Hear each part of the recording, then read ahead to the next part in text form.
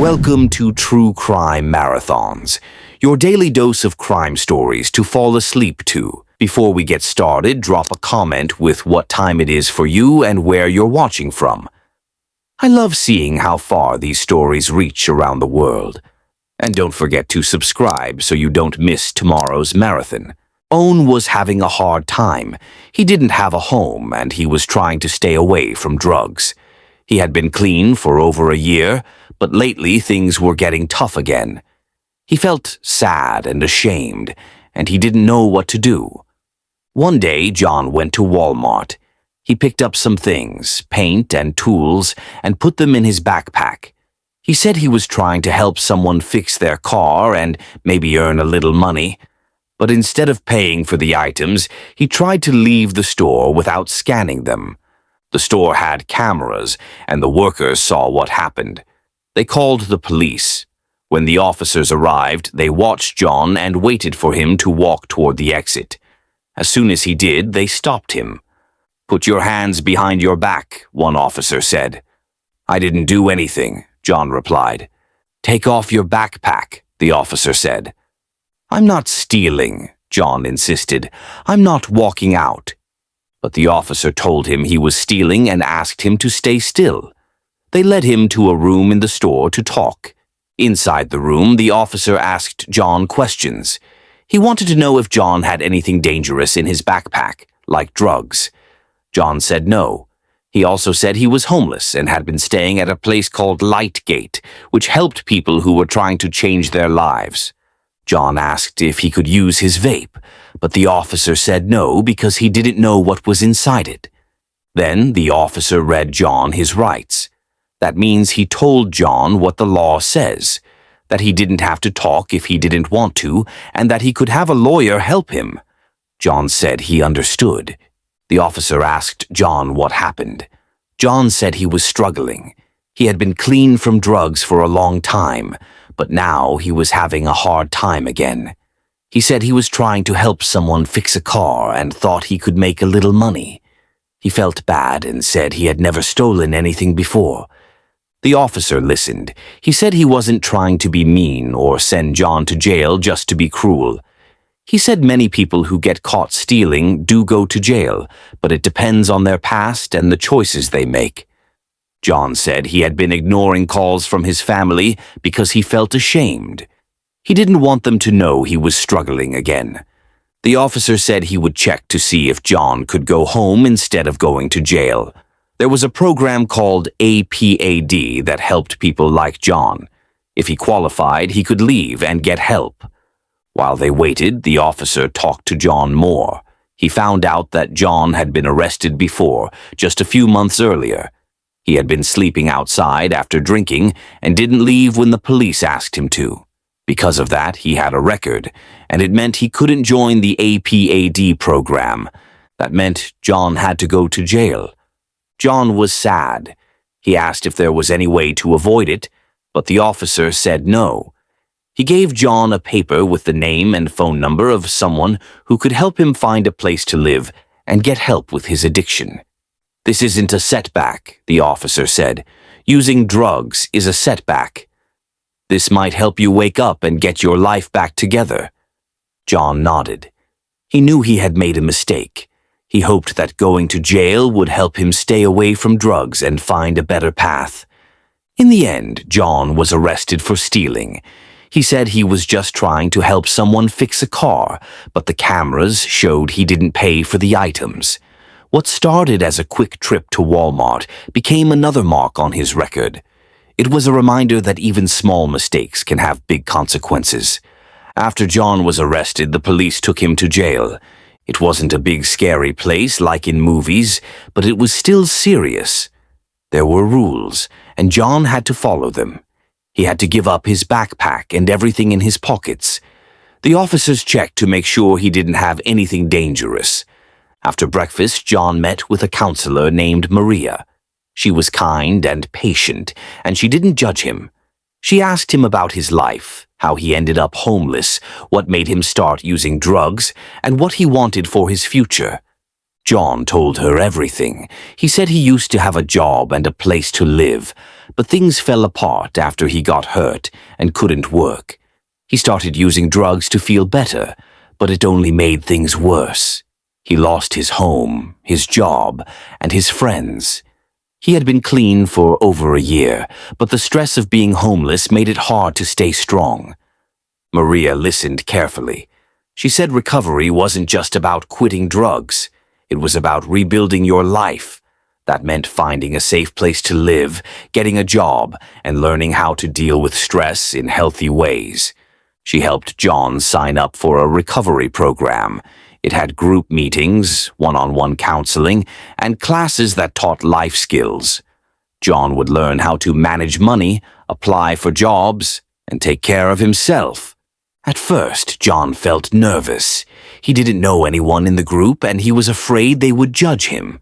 But when he walked into the room, he saw people just like him, people who had made mistakes but wanted to change.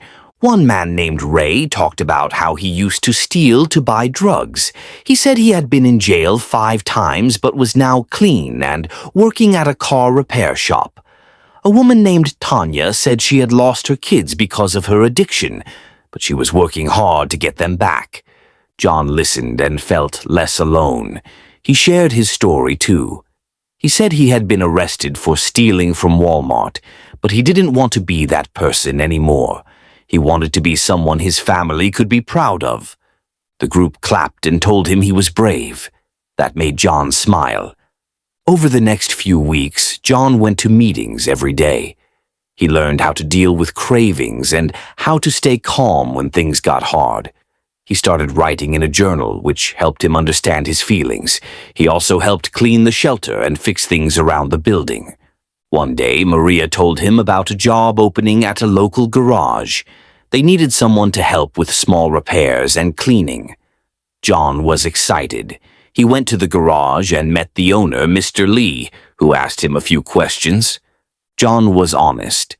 He said he had been in trouble before but was working hard to change. Mr. Lee nodded and said, "Everyone deserves a second chance. You can start tomorrow." John was thrilled. He had a job. It wasn't fancy, but it was a start.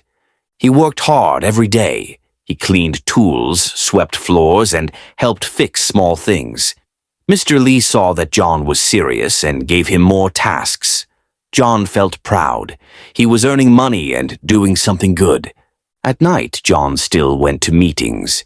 He talked about his job and how it made him feel strong. He said he hadn't used drugs in weeks and didn't want to go back. Maria smiled and said, "You're doing great, John. Keep going." John knew he still had a long way to go, but he felt hopeful. He had a job, a place to sleep, and people who cared. He wasn't just surviving, he was starting over. It wasn't a big scary place like in movies, but it was still serious. There were rules, and John had to follow them. He had to give up his backpack and everything in his pockets. The officers checked to make sure he didn't have anything dangerous. John sat in a small room with a bench and a toilet. The walls were plain and the door was heavy. It had a little window so the officers could look in. John felt nervous. He didn't know how long he would be there. He thought about what had happened.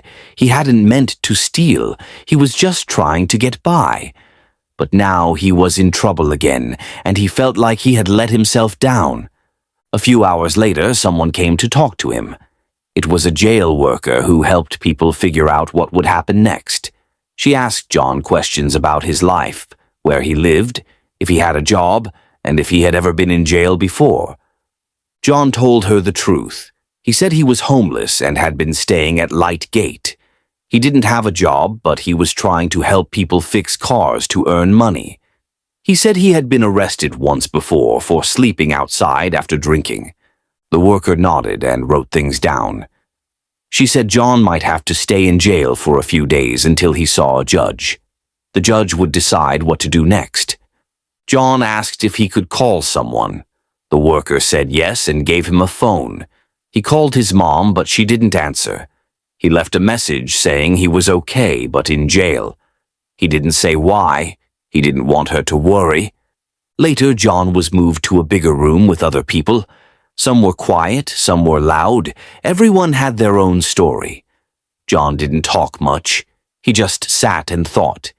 He remembered what the officer had said. This isn't a setback. Using drugs is a setback. John knew he had to stay strong. He didn't want to go back to using drugs. He wanted to get better. The next day, John met with someone from a program that helped people in jail. She talked to him about getting help for his addiction and finding a place to live. She said there were people who cared and wanted to help. John listened.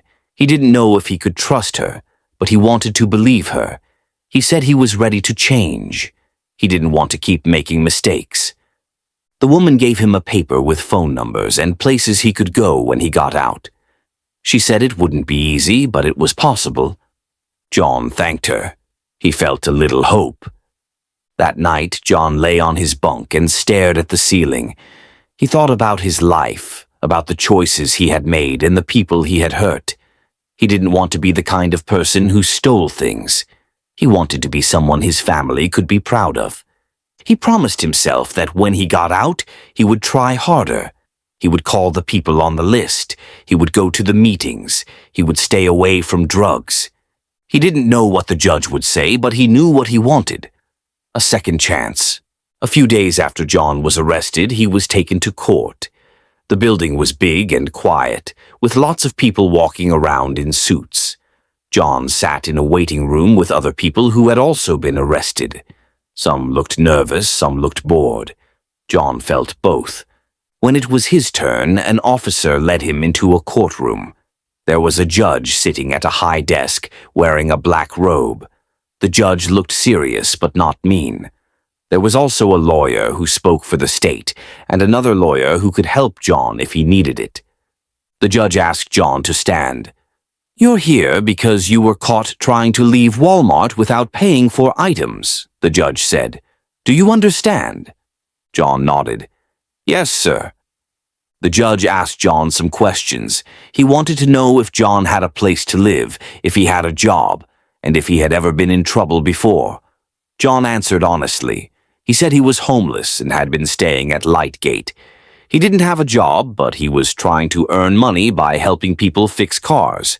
He said he had been arrested once before for sleeping outside after drinking. The judge listened carefully. He looked at the papers in front of him. Then he asked the lawyer from the state what they recommended.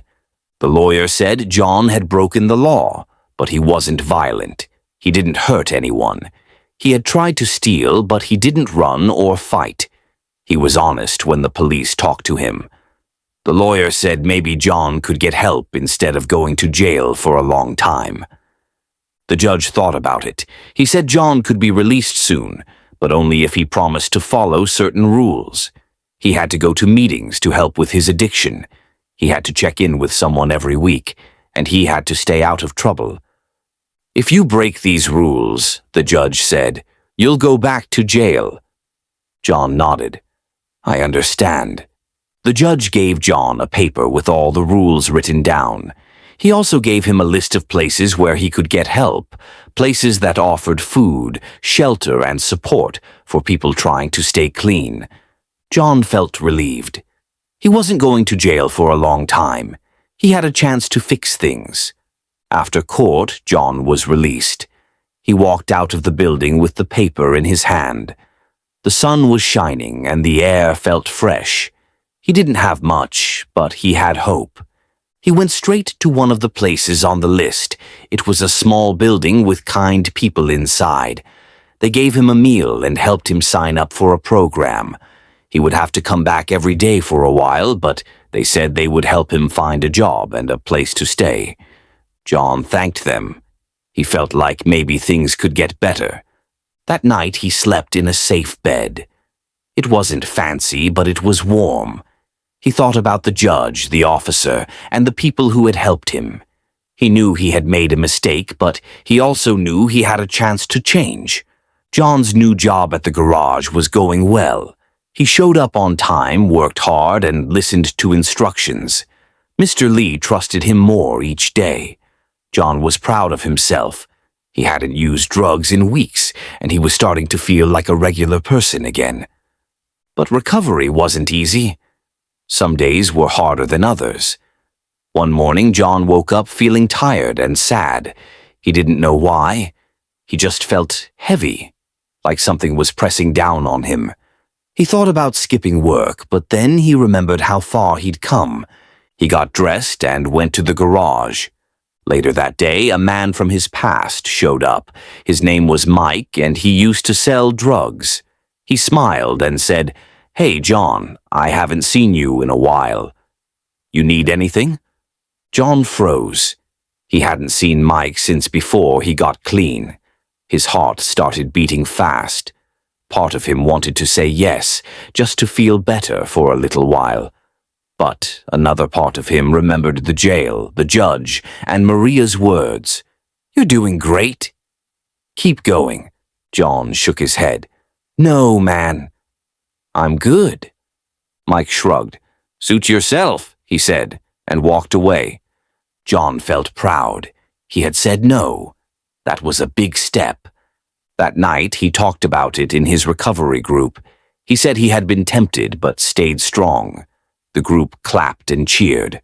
Ray said, "That's how you win, one choice at a time." Maria gave John a sticker that said, "One day at a time." She said it was a reminder that recovery wasn't about being perfect. It was about making good choices, even when it was hard. John put the sticker on his journal. A few days later, John got a call from his mom. She had heard his message and wanted to talk. She said she was proud of him for trying to change. She asked if he wanted to come home for a visit. John said yes. He hadn't seen his family in a long time. He took a bus to their house and knocked on the door. His mom opened it and hugged him tight. They talked for hours. John told her everything. About the arrest, the jail, the recovery program, and his job. She cried and said she was proud of him. John felt happy. He had missed her so much. Before he left, his mom gave him a small photo of their family. "Keep this with you," she said. "Remember who loves you." John put the photo in his backpack. Back at the shelter, John kept working and going to meetings. He helped new people who were just starting recovery. He told them his story and said, "If I can do it, you can too."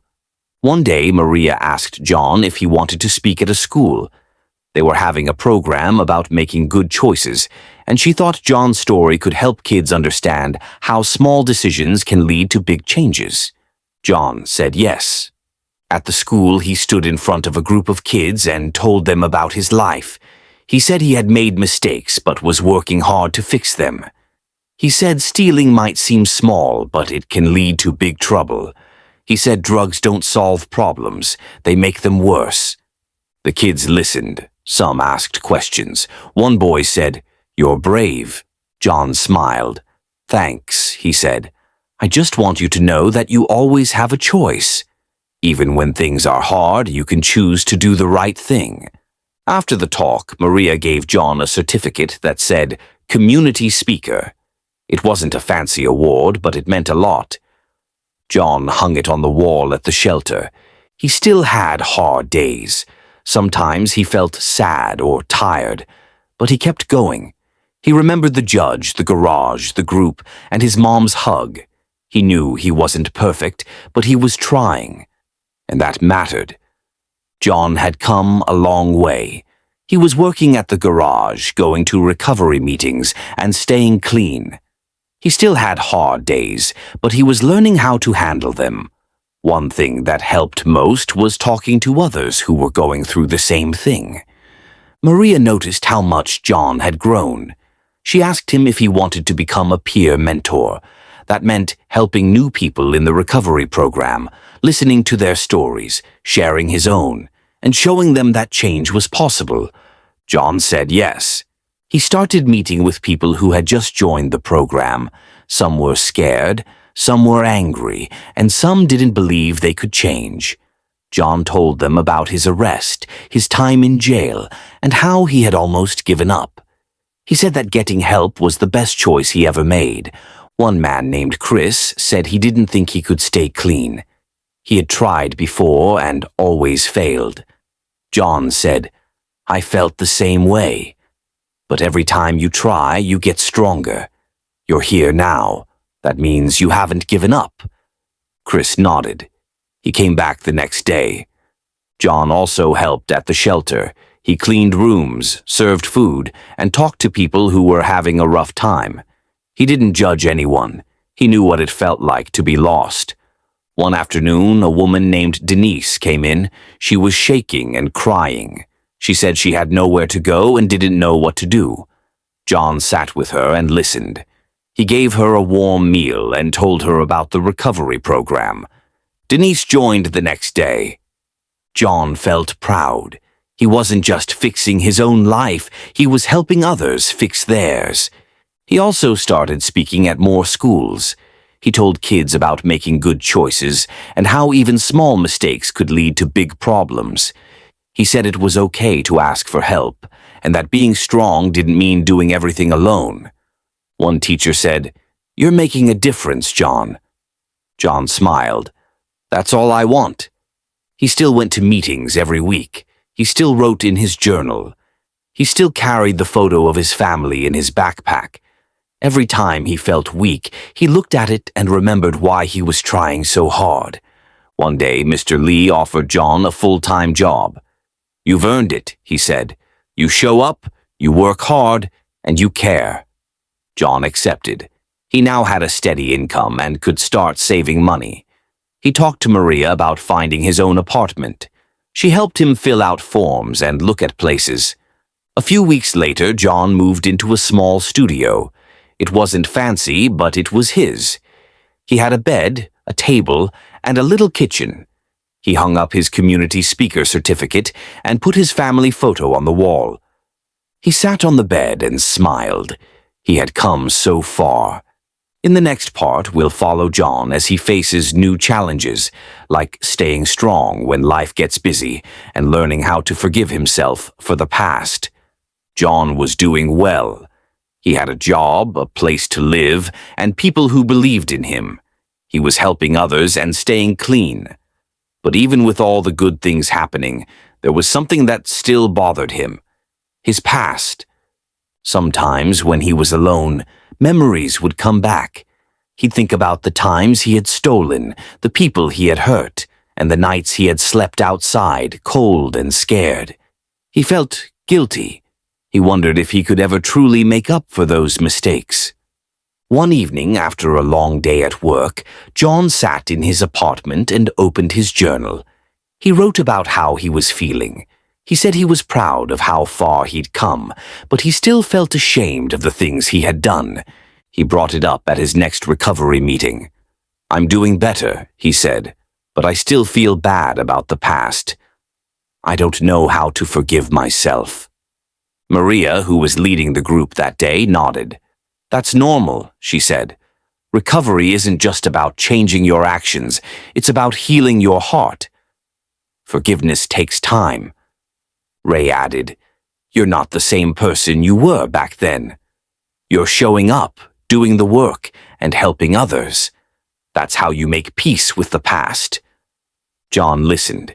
He didn't expect the guilt to disappear overnight, but it helped to know he wasn't alone. Later that week, John decided to visit Lightgate, the shelter where he had stayed when he was homeless. He wanted to thank the people who had helped him and maybe give back. He walked in and saw some familiar faces. One of the workers, Ms. Carla, smiled when she saw him. "John, look at you," she said. "You look great." John smiled. "I just wanted to say thank you." "You helped me when I had nothing." Ms. Carla hugged him. "We're proud of you." John asked if he could volunteer. He wanted to help clean, serve food, and talk to people who were struggling. Ms. Carla said yes. He started coming once a week. He talked to people who were just starting their recovery journey. He told them about his arrest, his time in jail, and how he had found hope. He said, "You don't have to stay stuck. You can change." One man, Marcus, said, "I don't think I can do it." John replied. I didn't think I could either. But here I am. Marcus joined the program the next day. Helping others made John feel lighter. He still had guilt, but now he had purpose. He was turning his pain into something good. One day he got a letter from his sister. She said she had heard about his recovery and was proud of him. She invited him to a family dinner. John was nervous. He hadn't seen his sister in years. He didn't know what to expect. At the dinner, his family welcomed him with hugs and smiles. They asked about his job, his apartment, and his volunteer work. His sister said, "You've changed so much. We're really proud of you." John felt tears in his eyes. "I'm trying," he said. His mom hugged him. "You're doing more than trying. You're healing." That night, John sat in his apartment and looked at the photo of his family. He felt something new. Peace. He knew he couldn't erase the past, but he could build a better future. He could forgive himself one day at a time. John's life had changed in ways he never imagined. He was no longer just someone trying to stay clean. He was a leader. People looked up to him. They asked for advice, listened to his story, and followed his example. One day, Maria invited him to help lead a recovery workshop. It was for people who had just gotten out of jail and didn't know where to start. John said yes right away. At the workshop, he stood in front of a group of nervous faces. Some were quiet, some looked angry, and some seemed scared. John remembered feeling that way himself. He began by telling his story. "I was arrested for stealing from Walmart," he said. "I didn't have a home and I was struggling. I thought I had no choices, but I was wrong." He talked about jail, the judge, the recovery program, and how he had slowly rebuilt his life. He said it wasn't easy, but it was worth it. "You don't have to be perfect," he told them. "You just have to keep trying." After the workshop, several people came up to thank him. One woman said, "I didn't think I could change, but now I believe I can." John smiled. That was the best reward. Maria saw how well John was doing and asked if he wanted to train as a certified peer recovery coach. That meant he would learn even more about helping others, how to listen, how to guide, and how to support people through tough times. John said yes. The training was hard. He had to study, take notes, and practice speaking in front of groups. But he didn't give up. He remembered how far he'd come and how many people were counting on him. After a few months, he passed the final test. He was now a certified coach. He started working part-time at the recovery center, helping people who were just starting their journey. He met with them one-on-one, led group meetings, and even helped them find jobs and places to live. He also kept working at the garage. Mr. Lee was proud of him and gave him more responsibilities. John learned how to fix engines, change tires, and talk to customers. One day, Mr. Lee said, "You've got a gift, John. You care about people. That's rare." John thanked him. He knew that caring was what had helped him change, and now, John had spoken at schools, led workshops, and helped people one-on-one. But now, something bigger was happening. Maria told him about a city-wide event called Voices of Recovery. It was a gathering where people shared their stories of healing and hope. Hundreds of people would be there, families, teachers, counselors, and even city leaders. Maria said, "They want you to be one of the speakers." John felt nervous. He had never spoken to such a big crowd before, but he also felt honored. His story mattered, and now it could help even more people. He spent the next few days preparing. He wrote down what he wanted to say, practiced in front of the mirror, and even rehearsed with Maria and Ray. They gave him tips. Speak slowly, breathe deeply, and speak from the heart. The day of the event arrived. The auditorium was full. There were lights, cameras, and a big stage. John waited backstage with the other speakers. Some were dressed up. Some wore simple clothes. All of them had stories to tell. When it was John's turn, he walked onto the stage. The lights were bright and the room was quiet. He took a deep breath and began. "My name is John," he said. "2 years ago, I was arrested for stealing from Walmart. I was homeless, scared, and struggling with addiction. I thought my life was over." He paused, but it wasn't. He talked about jail, the judge, the recovery program, and how he had slowly rebuilt his life. He talked about working at the garage, becoming a peer coach, and helping others find hope. "I'm not perfect," he said, "but I'm trying, and every day I choose to keep going." He looked out at the crowd. "If you're struggling, please know this: you're not alone. You can change, you can heal, you can build a new life." The room was silent for a moment, then the crowd stood and clapped. Some people wiped away tears, others smiled and nodded. John felt overwhelmed, but in a good way. He had shared his truth, and it had touched people. After the event, many came up to thank him. A teacher said, "I'm going to share your story with my students."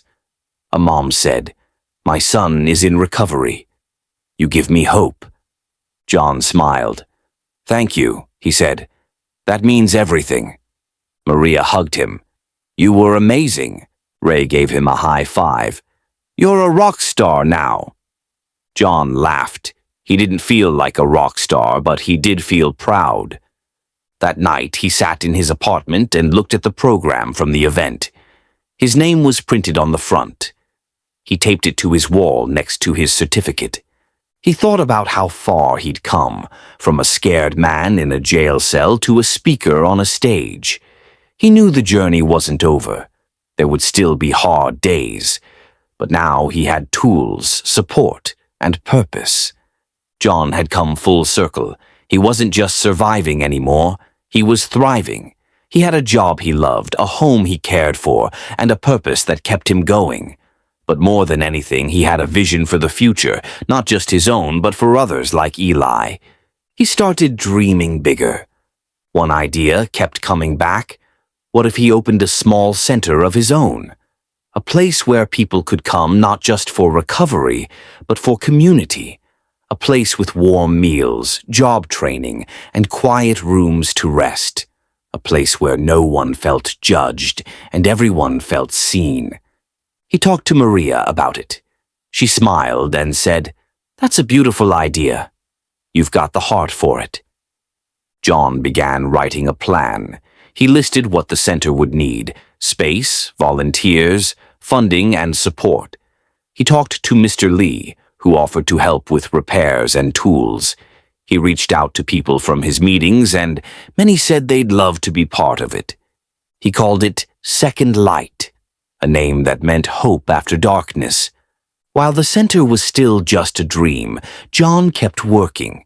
He coached Eli through his first month of recovery. He helped Denise apply for a job. He visited Lightgate and gave a talk about rebuilding after mistakes. He also kept growing. He took classes on leadership and nonprofit work. He learned how to write grants and talk to city officials. He wasn't just helping people. He was building something that could last. One day, he got a call from a local newspaper. They had heard about his journey and wanted to write a story. John agreed, hoping it might inspire someone who felt stuck. The article came out a week later. It was titled, "From Jail to Hope, One Man's Journey to Healing." It told the story of his arrest, his recovery, and his dream of opening Second Light. People reached out. Some offered donations. Others asked how they could help. A retired teacher said she'd love to run art classes. A chef said he'd cook meals once a week. John was amazed. His story had sparked something bigger than himself. He stood in the empty building that would become Second Light. It needed paint, furniture, and love, but it had potential, just like he did. He smiled and whispered, "Let's begin." John's journey wasn't perfect. It was full of mistakes, hard lessons, and second chances. But it showed that even when life feels broken, healing is possible, change is possible, and hope is always worth chasing. For every person who feels lost, John's story says, you can come back, you can rebuild, you can lead, and you can light the way for others. Adam and Stephen were having a tough day. They had just come back to the house where they were staying, but something had gone wrong. The door was locked and they couldn't get inside. The sun was hot and they were tired. Adam tried to open the side door, but it wouldn't budge. Stephen looked around, hoping someone nearby could help. They weren't trying to break anything. They just needed to get back inside. Suddenly, a police car pulled up. A neighbor had seen them struggling with the door and thought something bad might be happening. The officers stepped out and asked what was going on. Adam explained, "We live here. Aubrey and her mom just left. We're locked out." One of the officers asked for Adam's ID. Adam didn't have it on him. It was inside the house. He tried to explain, but the officer needed to be sure everything was okay. "What's your name?" the officer asked. "Adam," he said. "Your last name?" "Herzberger," Adam replied, trying to spell it out. The officer looked confused. "Can you spell that again?" Adam tried, but he was nervous and kept mixing up the letters. The officer asked for his birthday and Adam gave a date, then changed it, trying to remember the right one. Stephen stood nearby, watching quietly. The officers were trying to figure out who Adam was and whether he really lived there. They weren't angry, just cautious. Then one of the officers noticed something strange. "Are you guys twins?" he asked, looking at Adam and Stephen. "No," Adam laughed. "We went to elementary school together." The officer nodded. "You kind of look alike." Adam smiled, but he was still nervous. He didn't want to get in trouble. He just wanted to get back inside the house. The officers kept asking questions. "Whose truck is that?" one asked. "It's a rental," Adam said. "Not mine, but we're using it." They were trying to be helpful, but everything felt confusing. Adam was sweating, and the sun made it hard to think clearly. Then one of the officers called Aubrey, the homeowner. She answered and explained everything. "Yes, Adam and Stephen live there," she said. "They locked the keys inside. They're allowed to be there." The officer thanked her and turned back to Adam. "Okay, you're good," he said. "We just had to make sure." Adam felt a wave of relief. He hadn't done anything wrong, but being questioned made him feel scared. He didn't have an ID and he wasn't sure how to get one. "Do you have a job?" the officer asked. Adam shook his head. "Not right now." "It's hard without an ID." The officer nodded. "Where were you born?" "In North Carolina," Adam said. "I grew up in an Amish community." The officer looked surprised. "Really?" "Yeah," Adam said. "We didn't have birth certificates or social security numbers." "That's just how it was." The officer listened carefully. Adam explained that his uncle had helped him move away from the community. They had traveled to different places, trying to start a new life. "My uncle passed away," Adam said quietly. "Now I'm just trying to figure things out." The officer was kind. "You'll need to go to the Social Security office," he said. "They can help you get an ID." Adam nodded. He wanted to do things the right way, but it was hard. He didn't have papers, and he didn't know where to start. As they talked, Adam kept trying to open the door. He didn't want to break anything, but he needed to get inside. The officer stayed nearby, watching and talking with him.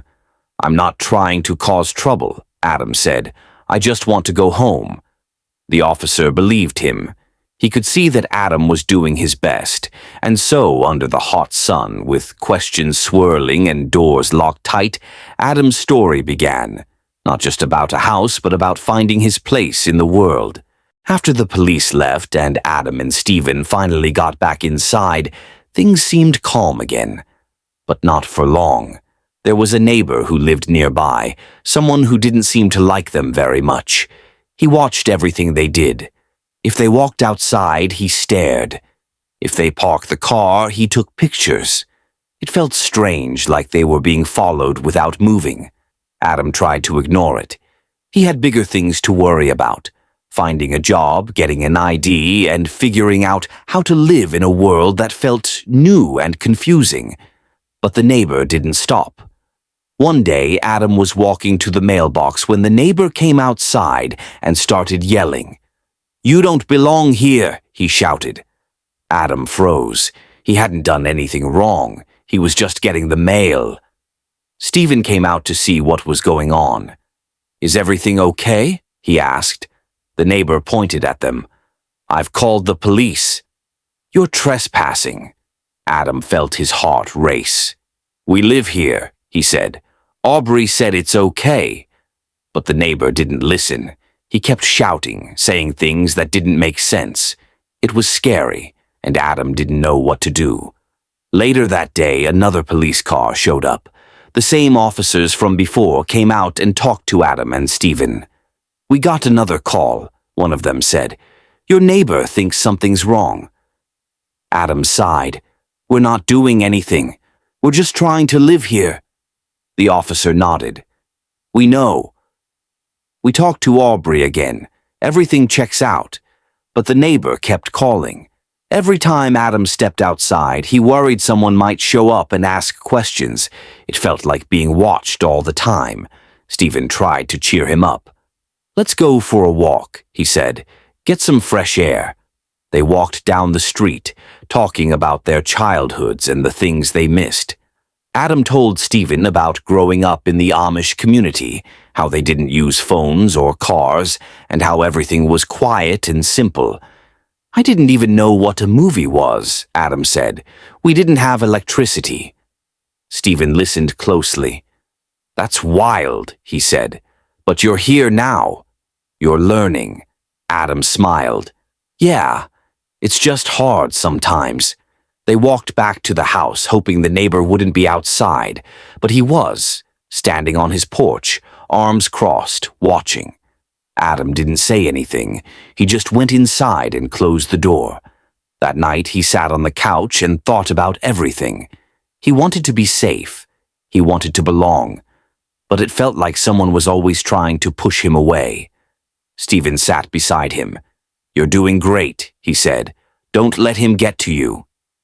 Adam nodded. "I'm trying."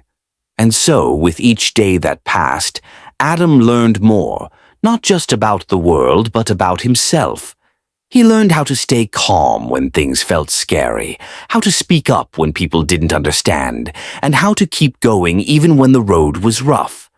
The neighbor might have been loud, but Adam's heart was louder, with hope, courage, and the quiet strength of someone who had come a long way.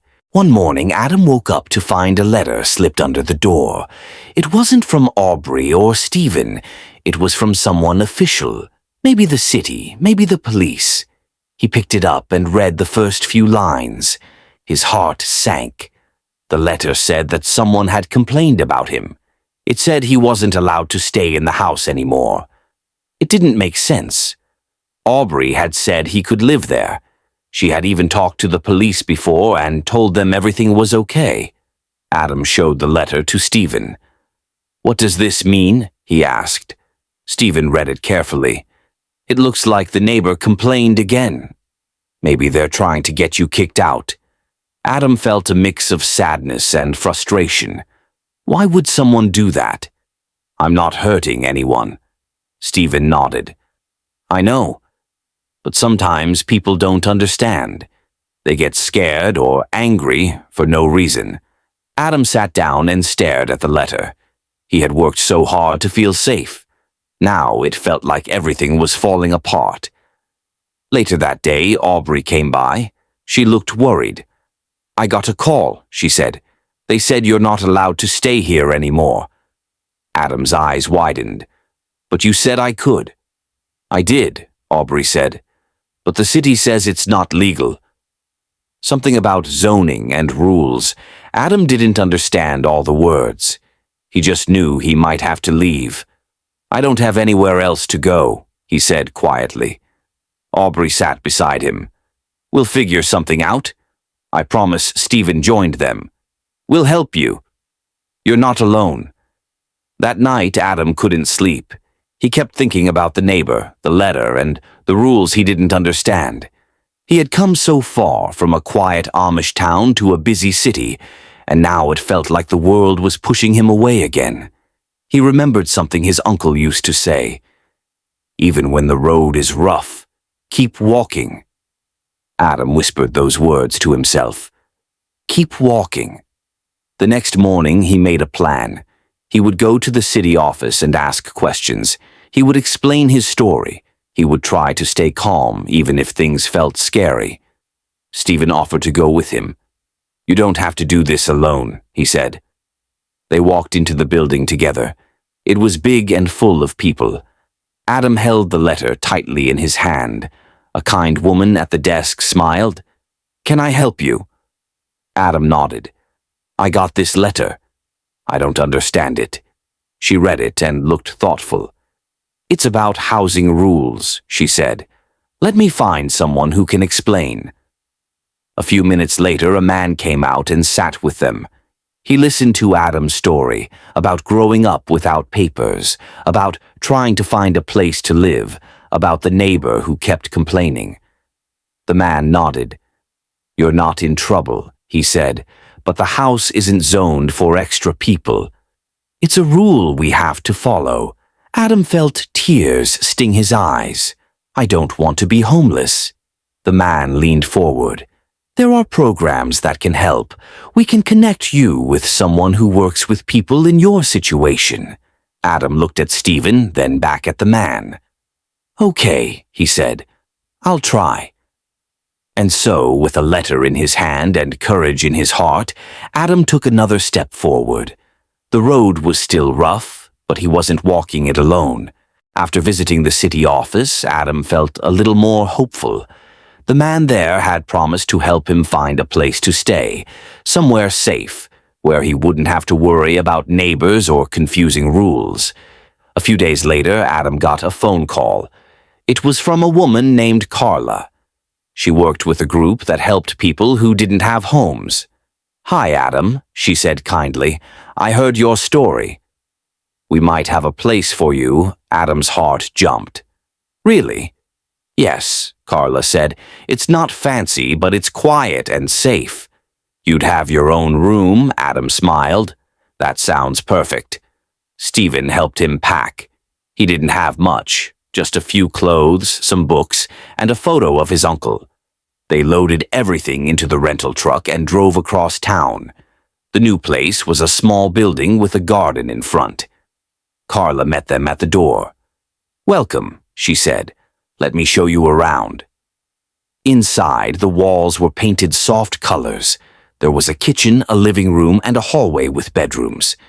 Adam's room had a bed, a desk, and a window that looked out at a tree. "This is yours," Carla said. "You can stay as long as you need."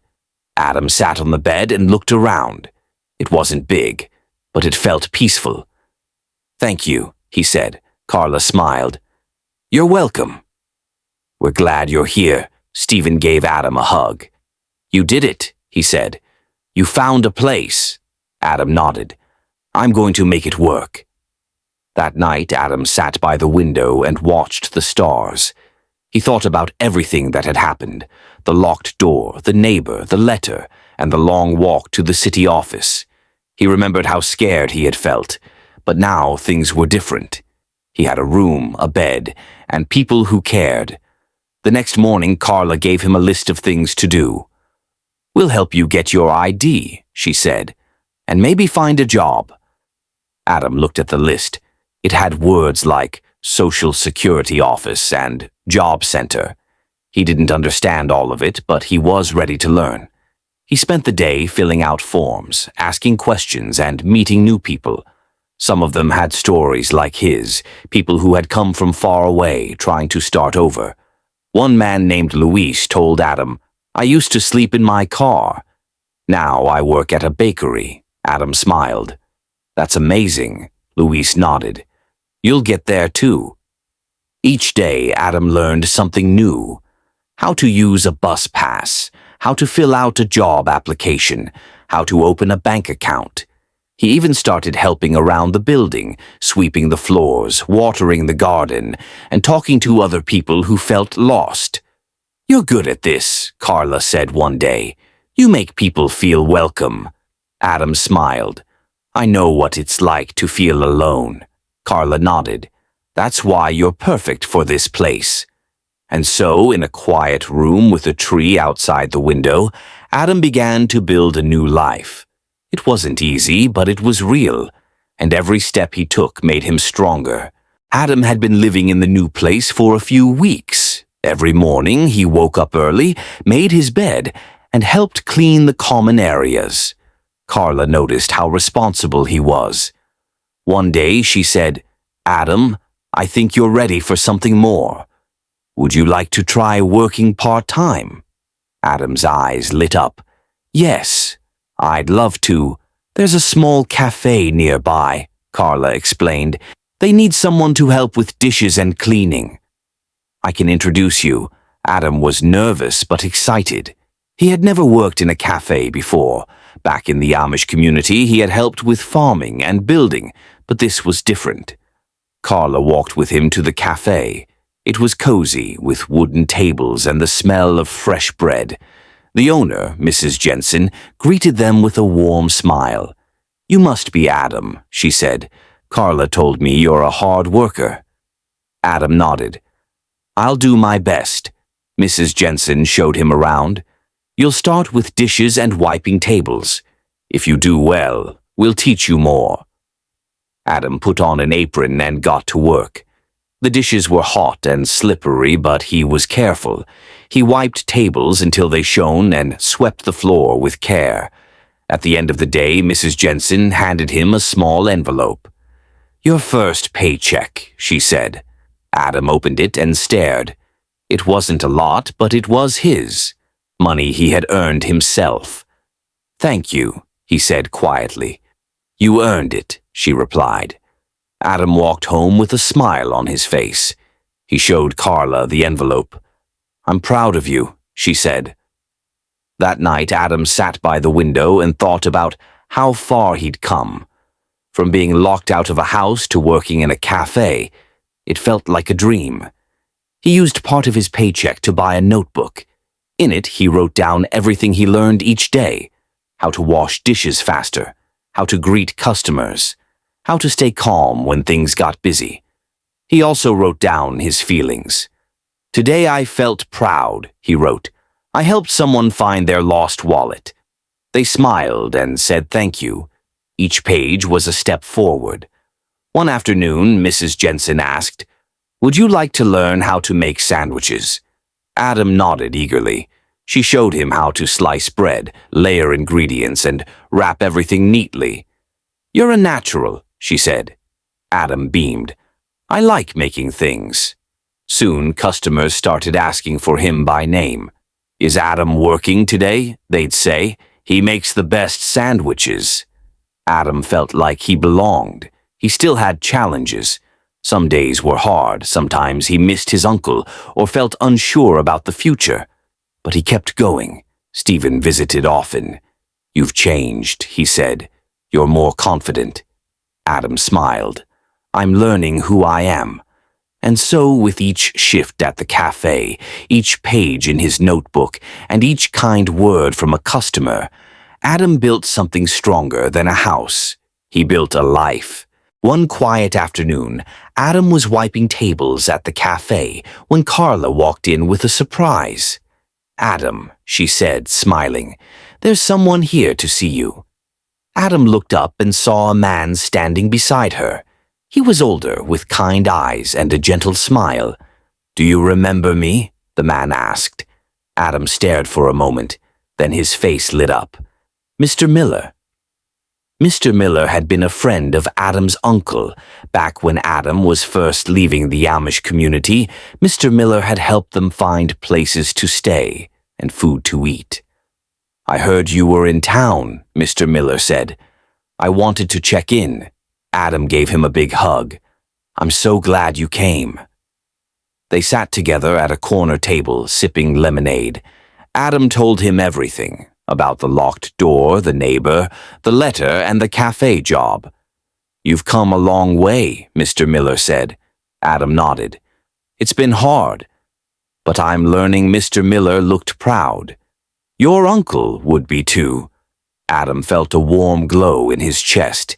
He missed his uncle every day. Hearing those words meant everything. "I'm trying to do things right," Adam said. "I want to help people, like he did." Mr. Miller smiled. "You already are." They talked for hours. Mr. Miller shared stories about Adam's uncle, how he used to fix broken wagons, help neighbors with chores, and tell funny jokes at dinner. Adam laughed. "He always made me feel safe." Mr. Miller nodded. "And now you're doing that for others." Before he left, Mr. Miller handed Adam a small envelope. "This is from your uncle's old savings. He wanted you to have it." Adam opened it and saw a check. It wasn't huge, but it was enough to make a difference. "I don't know what to say," Adam whispered. "Just keep going," Mr. Miller said. That's what he'd want. After Mr. Miller left, Adam sat by the window in his room and thought about everything. He remembered the quiet fields of his childhood, the long roads he had traveled, and the people who had helped him along the way. He opened his notebook and wrote, "Today I remembered where I came from, and I saw how far I've come." The next morning he used part of the money to buy supplies for the cafe, new towels, better cleaning tools, and a small plant for the counter. Mrs. Jensen noticed. "You didn't have to do that," she said. Adam smiled. "I wanted to. This place helped me. I want to help it too." She gave him a hug. "You're one of the kindest people I've met." Adam felt proud, not because of the money, but because he was becoming someone who made others feel safe, just like his uncle had. And so, with memories in his heart and kindness in his hands, Adam kept building his life, one gentle step at a time. One morning at the cafe, Adam noticed something strange. A customer was being rude to one of the other workers, a young girl named Maya. She had just started working there and was still learning. The customer raised his voice. "This sandwich is wrong. Can't you do anything right?" Maya looked down, her hands shaking. Adam stepped forward. "Excuse me," he said gently. "I made that sandwich. If something's wrong, I'll fix it." The customer blinked. "You did?" "Yes," Adam said calmly, "and I'd be happy to make another." Mrs. Jensen came over. "Is everything okay?" Adam nodded. "We're handling it." The customer grumbled but accepted the new sandwich. Maya looked at Adam with wide eyes. "Thank you," she whispered. Adam smiled. "You're doing great." Don't let one bad moment ruin your day. After the customer left, Mrs. Jensen pulled Adam aside. "That was brave," she said. "You stood up for Maya without making things worse." Adam shrugged. "I just didn't want her to feel alone." Mrs. Jensen nodded. "You're more than a worker here. You're a leader." Adam didn't know what to say. He had never thought of himself that way. But the words stayed with him. That afternoon, Carla visited the cafe. She had news. "Adam," she said, "there's a community meeting next week. They're looking for someone to speak about housing and starting over. I thought of you." Adam's eyes widened. "Me? Speak? You've lived it," Carla said. "Your story could help others." Adam felt nervous. He had never spoken in front of a crowd, but he remembered how it felt to be lost, confused, and scared. Maybe his story could make someone else feel less alone. "I'll do it," he said. Carla smiled. "I knew you'd say yes." Over the next few days, Adam wrote down what he wanted to say. He talked about growing up without papers, about being locked out, about the neighbor who didn't understand. He wrote about kindness, about finding help, and about learning to believe in himself. Stephen helped him practice. "Speak from your heart," he said. "That's what people will remember."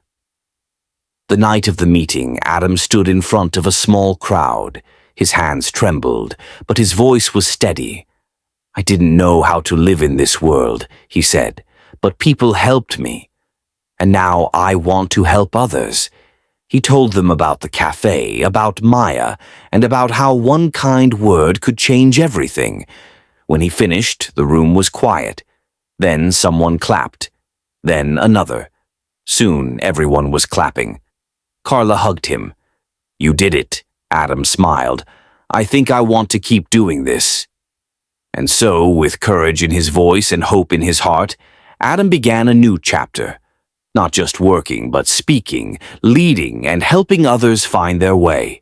One sunny morning, Carla gathered everyone in the common room. "We've been given a small grant," she said. "We can use it to start a community garden." The room buzzed with excitement. A garden meant fresh vegetables, flowers, and a place to gather. Adam raised his hand. "I'd love to help," he said. Carla smiled. "I was hoping you'd say that." They chose a patch of land behind the building. It was dry and full of weeds, but Adam saw potential. He remembered helping his uncle plant tomatoes and corn back in the Amish community. He knew how to turn soil into something beautiful. He made a plan. First, they would clear the weeds, then they'd dig rows and add compost. Finally, they'd plant seeds, carrots, lettuce, sunflowers, and herbs. Maya joined him. "I've never gardened before," she said. Adam handed her a small shovel. "You'll learn." It's peaceful work. They spent days digging, planting, and watering. Neighbors stopped by to help. Some brought seeds, others brought snacks. The garden became more than just a project. It became a place where people connected. One afternoon, a little boy named Leo wandered over. He lived nearby and was curious. "What are you doing?" he asked. "Planting food," Adam said. "Want to help?" Leo nodded eagerly. Adam gave him a tiny watering can and showed him how to gently pour water over the soil. "You're a natural," Adam said. Leo beamed. "I want to grow strawberries," Adam laughed. "We'll add those next." As the weeks passed, green sprouts began to appear. The sunflowers stretched tall, and the lettuce leaves curled like little fans. People came to sit by the garden, read books, and talk. Carla watched from the window. "This is amazing," she said. "You've brought everyone together." Adam looked around. "It's not just me. It's all of us," one day Mrs. Jensen visited. She brought a basket of muffins and sat beside the garden.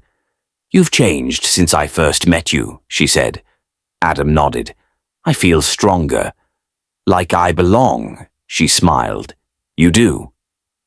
That evening, Adam wrote in his notebook, "Today I saw what kindness can grow. Not just plants, but friendships." The garden became a symbol of hope. It reminded everyone that even when life feels dry and full of weeds, something beautiful can bloom with care and patience. And so, with dirt on his hands and joy in his heart, Adam continued to grow, not just vegetables, but a life full of meaning. One sunny morning, Carla gathered everyone in the common room. "We've been given a small grant," she said. "We can use it to start a community garden." The room buzzed with excitement. A garden meant fresh vegetables, flowers, and a place to gather. Adam raised his hand. "I'd love to help," he said. Carla smiled. "I was hoping you'd say that." They chose a patch of land behind the building. It was dry and full of weeds, but Adam saw potential. He remembered helping his uncle plant tomatoes and corn back in the Amish community. He knew how to turn soil into something beautiful. He made a plan. First, they would clear the weeds, then they'd dig rows and add compost. Finally, they'd plant seeds, carrots, lettuce, sunflowers, and herbs. Maya joined him. "I've never gardened before," she said. Adam handed her a small shovel. "You'll learn." It's peaceful work. They spent days digging, planting, and watering. Neighbors stopped by to help. Some brought seeds, others brought snacks. The garden became more than just a project. It became a place where people connected. One afternoon, a little boy named Leo wandered over. He lived nearby and was curious. "What are you doing?" he asked. "Planting food," Adam said. "Want to help?" Leo nodded eagerly. Adam gave him a tiny watering can and showed him how to gently pour water over the soil. "You're a natural," Adam said. Leo beamed. "I want to grow strawberries," Adam laughed. "We'll add those next." As the weeks passed, green sprouts began to appear. The sunflowers stretched tall, and the lettuce leaves curled like little fans. People came to sit by the garden, read books, and talk. Carla watched from the window. "This is amazing," she said. "You've brought everyone together." Adam looked around. "It's not just me. It's all of us one day," Mrs. Jensen visited. She brought a basket of muffins and sat beside the garden. "You've changed since I first met you," she said. Adam nodded. "I feel stronger. Like I belong," she smiled. "You do?" That evening, Adam wrote in his notebook, "Today I saw what kindness can grow. Not just plants, but friendships." The garden became a symbol of hope. It reminded everyone that even when life feels dry and full of weeds, something beautiful can bloom with care and patience. And so, with dirt on his hands and joy in his heart, Adam continued to grow, not just vegetables, but a life full of meaning. It was a cold night in February, and most people were asleep. But one boy, just 16 years old, was out driving a white car through the quiet streets of a small town. He wasn't supposed to be driving. He didn't have a real license yet, just a permit. And he didn't have permission to use the car either. It belonged to someone in his family. Earlier that night, the same car had already been in trouble. Police officers from another town had tried to stop it, but the driver had sped away. Now, in this new town, another officer saw the car and turned on his flashing lights. That's when the chase began again. The car zoomed down the road, going faster and faster. First 60 miles per hour, then 80, then 100. That's way too fast for a regular street. The officer followed, calling out directions and speeds over his radio. The car didn't stop at stop signs. It didn't slow down for corners. It even drove through a field, kicking up mud and grass. Other officers joined the chase. One tried to stop the car by laying down spike strips, special tools that pop tires if a car drives over them. But the boy somehow missed the spikes. Instead, 2 police cars hit them by accident. Their tires blew out and they had to stop chasing. One officer was frustrated. He had driven through a field, almost crashed, and now his car was damaged. "I hit spikes," he said. "My front tire blew out." The chase was over. For now. Later that morning, around 6:30 a.m., another officer called the owner of the car. They wanted to know who had been driving. By 11:30 a.m., the boy came home. That's when the officer showed up to talk to him. The boy looked calm, but the officer had questions. "Have you been here the whole time?" he asked. "Are you hurt?" The boy said no. He said he had just gotten home and hadn't been hurt at all. The officer asked about the car. "Where is it?" he said. "Is it damaged?" The boy said it was parked nearby and didn't seem broken. He said he didn't think he hit the spike strips. Then the officer asked the big question, "Why did you run from the police?" The boy looked down. "I got scared," he said. "I didn't know what to do." The officer nodded. "They were just stopping you because of your window tint," he said. That means the windows on the car were too dark, which is against the rules in some places. That's all. But instead of stopping, the boy had driven away. The officer kept asking questions. "Why did you take the car?" he said. "You're so close to getting your license." "Why risk it?" The boy shrugged. "I just wanted to drive," he said. It turned out this wasn't the first time he had taken a car without asking. His mom had caught him doing it before. He said he had moved her car to play basketball. But now it was clear he had gone much farther. The officer asked about the night. "Where did you go?" he said. The boy explained he had driven to a nearby town called Berlin. That's where the first police chase happened. Then he came back home. But when another officer saw him again, he ran a second time. He drove through more towns, past traffic lights, and even through a cornfield. He parked the car, went to his mom's house, and stayed there for a while. Then he came back again and got chased again. The officer was surprised. 2 police cars got damaged, he said. "Do you know how dangerous that was?" The boy nodded. He said he had gone to a gas station called Quick Trip. He didn't have much money, only $5. But somehow he had driven all over the place, even to a town called Oshkosh. The officer asked about his phone. "Where were you at 5:30 a.m.?" he said. "Your phone stopped working then." The boy said he had turned off his data. That means his phone couldn't be tracked anymore, but his family had been looking for him since 4 a.m. They were worried. His grandma, dad, and others had all tried to find him. The officer was upset. "You were starting on the basketball team," he said. "You had a good game last night. Then you go and do this." The boy looked down again. "I thought about not coming back," he said quietly. The officer leaned in. "Don't do that," he said. "You're 16. You can recover from this." You're lucky the boy's grandma had some wise words too.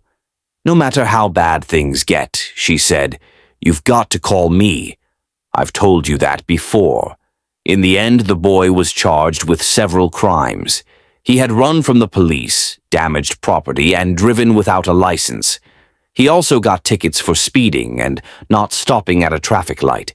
But the most important thing was that he was safe. The officers were glad they found him.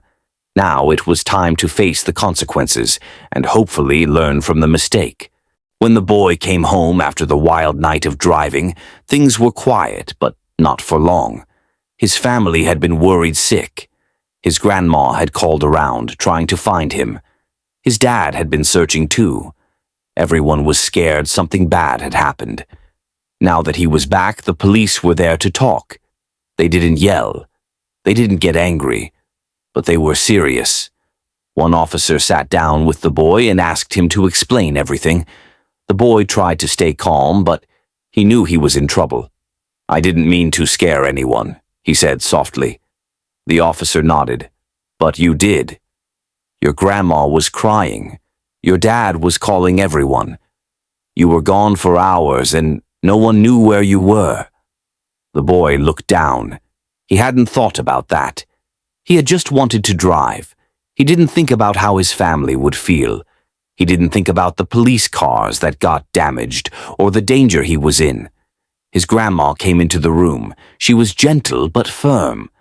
"You know I love you," she said, "but this can't happen again. You could have been hurt. You could have hurt someone else." The boy nodded. "I know," he whispered. She sat beside him. "You're smart. You're kind. You've got a future. But you've got to make better choices." The officer asked more questions. "Why did you run from the police?" he said again. The boy shrugged. "I got scared. I didn't want to get in trouble. But now you're in more trouble," the officer said. "Running made everything worse." The boy's dad came in. He looked tired. "You had a basketball game last night," he said. "You played great. Then you disappear. Why?" The boy didn't have a good answer. He just wanted to drive. He didn't think it would turn into a big mess. His dad sighed.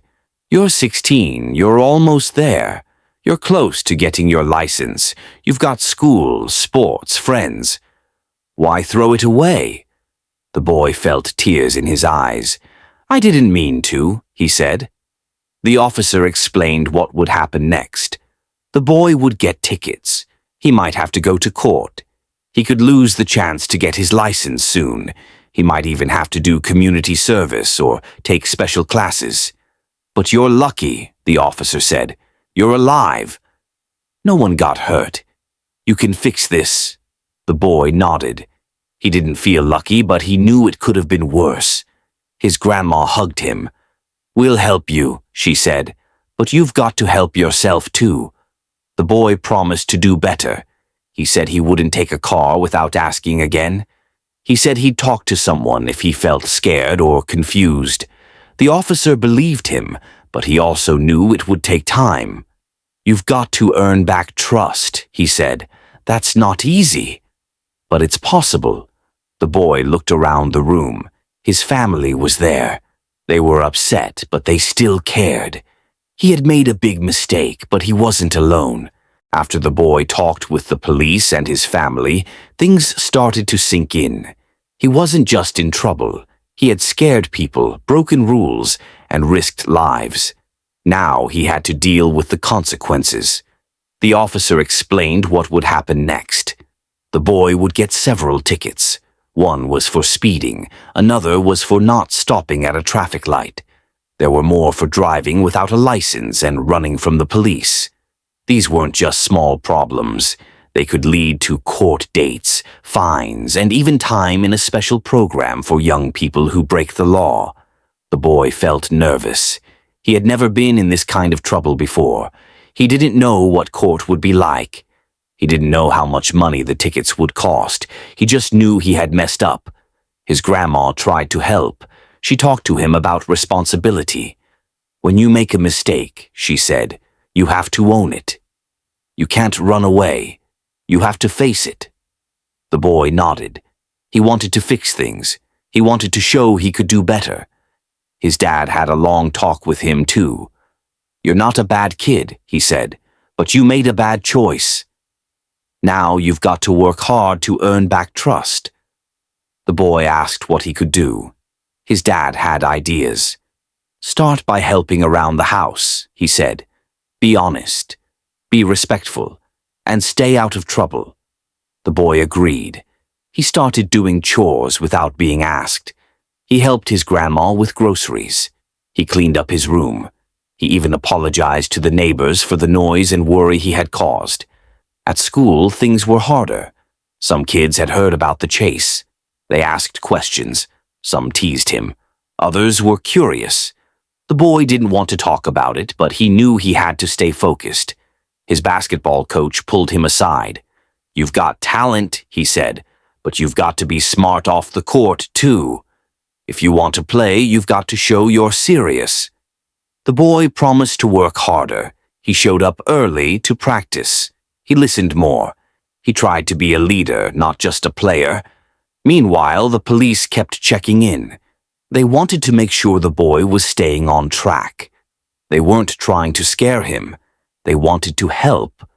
One officer even offered to talk to him about driving rules and safety. The boy learned a lot. He learned how dangerous it is to drive too fast. He learned why police use spike strips and why they chase cars. He learned that running from problems only makes them worse. He also learned about trust. His family had trusted him before, but now he had to earn it back. That meant being honest, showing up, and doing the right thing, even when it was hard. One night, the boy sat with his grandma and talked about everything. "I didn't think it would get this bad," he said. She nodded. "Most people don't," she said. "But you're learning."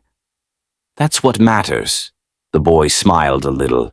He still felt guilty, but he also felt hopeful.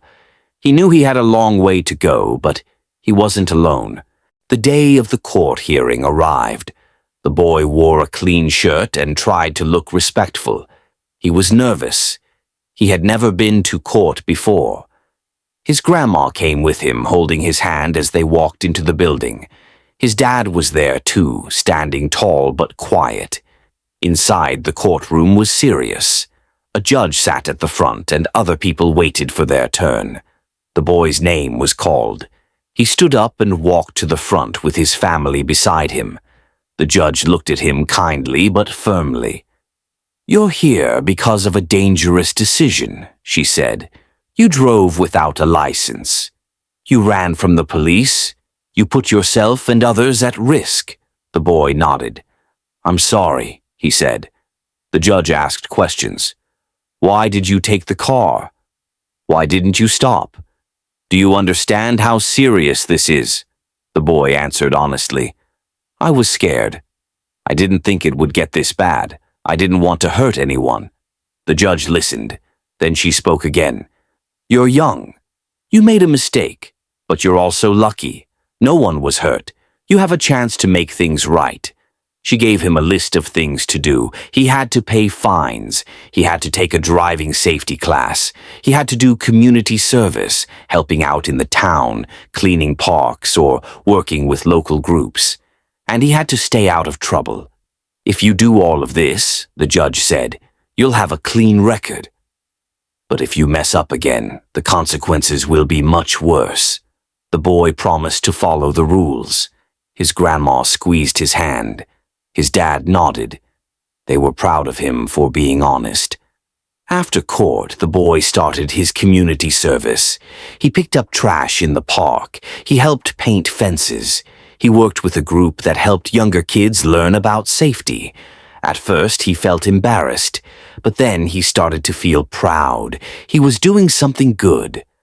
One day, a little boy asked him, "Why are you helping here?" The teen smiled. "Because I made a mistake," he said, "and now I'm trying to fix it." The little boy nodded. "That's cool," he said. The teen kept going. He finished his driving class and learned about road safety. He learned how fast driving can lead to crashes. He learned how police try to protect people. He even learned how to stay calm when things go wrong. At home, things got better too. His grandma trusted him more. His dad let him help with the car, but only with permission. He started talking more, sharing his feelings instead of hiding them. At school, he worked hard. His grades improved. His coach noticed. "You're showing real leadership," he said. "Keep it up." The boy smiled. He felt stronger. He felt wiser. He knew he couldn't undo what happened, but he could build something better from it. Weeks passed, and the boy kept working hard. He finished his community service, completed the driving safety class, and stayed out of trouble. But even though the court requirements were done, he knew the real work wasn't over. He still had to earn back trust from his family, his school, and himself. At home, things were slowly getting better. His grandma smiled more. His dad let him help with small tasks, like checking the oil in the car or cleaning out the garage. But they were still careful. They didn't forget what had happened. Trust wasn't something you got back overnight. One evening, his grandma sat down with him. "You've come a long way," she said, "but you've got to keep going. Every day is a chance to show who you really are." The boy nodded. He was starting to understand that trust wasn't just about saying sorry. It was about showing up, doing the right thing, and being consistent. At school, he kept his grades up. He stayed focused in class and helped other students when they struggled. His teachers noticed. One of them pulled him aside and said, "You've changed. You're more focused. Keep it up." Basketball was going well too. His coach gave him more responsibility. He wasn't just a player now. He was helping lead warm-ups, encouraging teammates, and setting a good example. After practice, he stayed late to clean up the gym or help carry equipment. One day, the coach asked him to speak to the younger players. "Tell them what you've learned," he said. The boy stood in front of the group. He felt nervous, but he spoke from the heart. "I made a big mistake," he said. "I thought I could handle things on my own. I didn't ask for help. I ran from my problems. But that only made things worse." He looked around the room. "If you ever feel scared or stuck, talk to someone. Don't try to fix it by doing something risky. It's okay to ask for help." The younger players listened. Some nodded. Others looked thoughtful. The coach smiled. "That's leadership," he said. At home, the boy started talking more openly. He told his grandma when he felt stressed.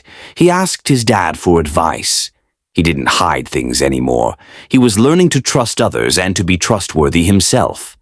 One weekend, his dad took him to a quiet road outside town. "You've earned this," he said. "Let's practice driving." The boy was surprised. "Really?" His dad nodded. "You've shown responsibility. Let's do it the right way." They practiced for an hour. The boy followed the rules, stayed calm, and listened carefully. His dad gave tips and encouragement. "You're doing great," he said. Afterward, the boy felt proud. He hadn't stolen a car. He hadn't run from anyone. He had done it the right way, with permission, with guidance, and with care. Later that month, he applied for his real driver's license. He studied hard, passed the test, and got approved. When he held the license in his hand, it felt different than before. It wasn't just a card, it was a symbol of growth, of learning, and of second chances. Now that the boy had earned his license and rebuilt trust with his family, he started thinking about how to use his experience to help others. He didn't want to forget what happened, but he didn't want anyone else to go through it either. One day, his school counselor asked him to speak at an assembly. "We're talking about choices and consequences," she said. "Would you be willing to share your story?" The boy hesitated. He wasn't sure he wanted everyone to know. But then he thought about the younger kids, the ones who might be tempted to take risks like he did. He agreed. On the day of the assembly, he stood in front of the whole school.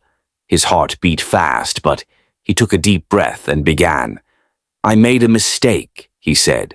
"I took a car without permission. I ran from the police. I scared my family. I damaged property. I could have been hurt. Or worse." The room was quiet. Everyone listened. "I thought I was just driving around," he continued, "but I wasn't thinking about the danger.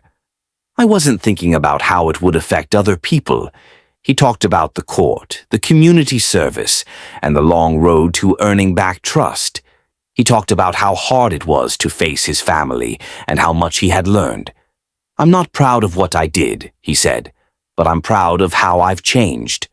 I've learned that being honest, asking for help, and doing things the right way matters." After the assembly, students came up to him. Some thanked him. Others asked questions. A few said they had been thinking about doing something risky, but now they weren't so sure. The boy felt something new. Purpose. His story wasn't just about a mistake. It was about growth, learning, and helping others. He started volunteering with a local youth group. He helped younger kids learn about safety, responsibility, and making good choices. He didn't lecture. He listened. He shared his experience when it felt right. He encouraged others to speak up when they felt scared or confused. One afternoon, a boy from the group pulled him aside. "I was thinking about sneaking out," he said. "But then I remembered your story. I talked to my mom instead." The teen smiled. "That's brave," he said. "Talking is always better than running." At home, his grandma watched him grow. "You've turned a hard moment into something good," she said. "That's not easy." His dad agreed. "You're showing real strength," he said.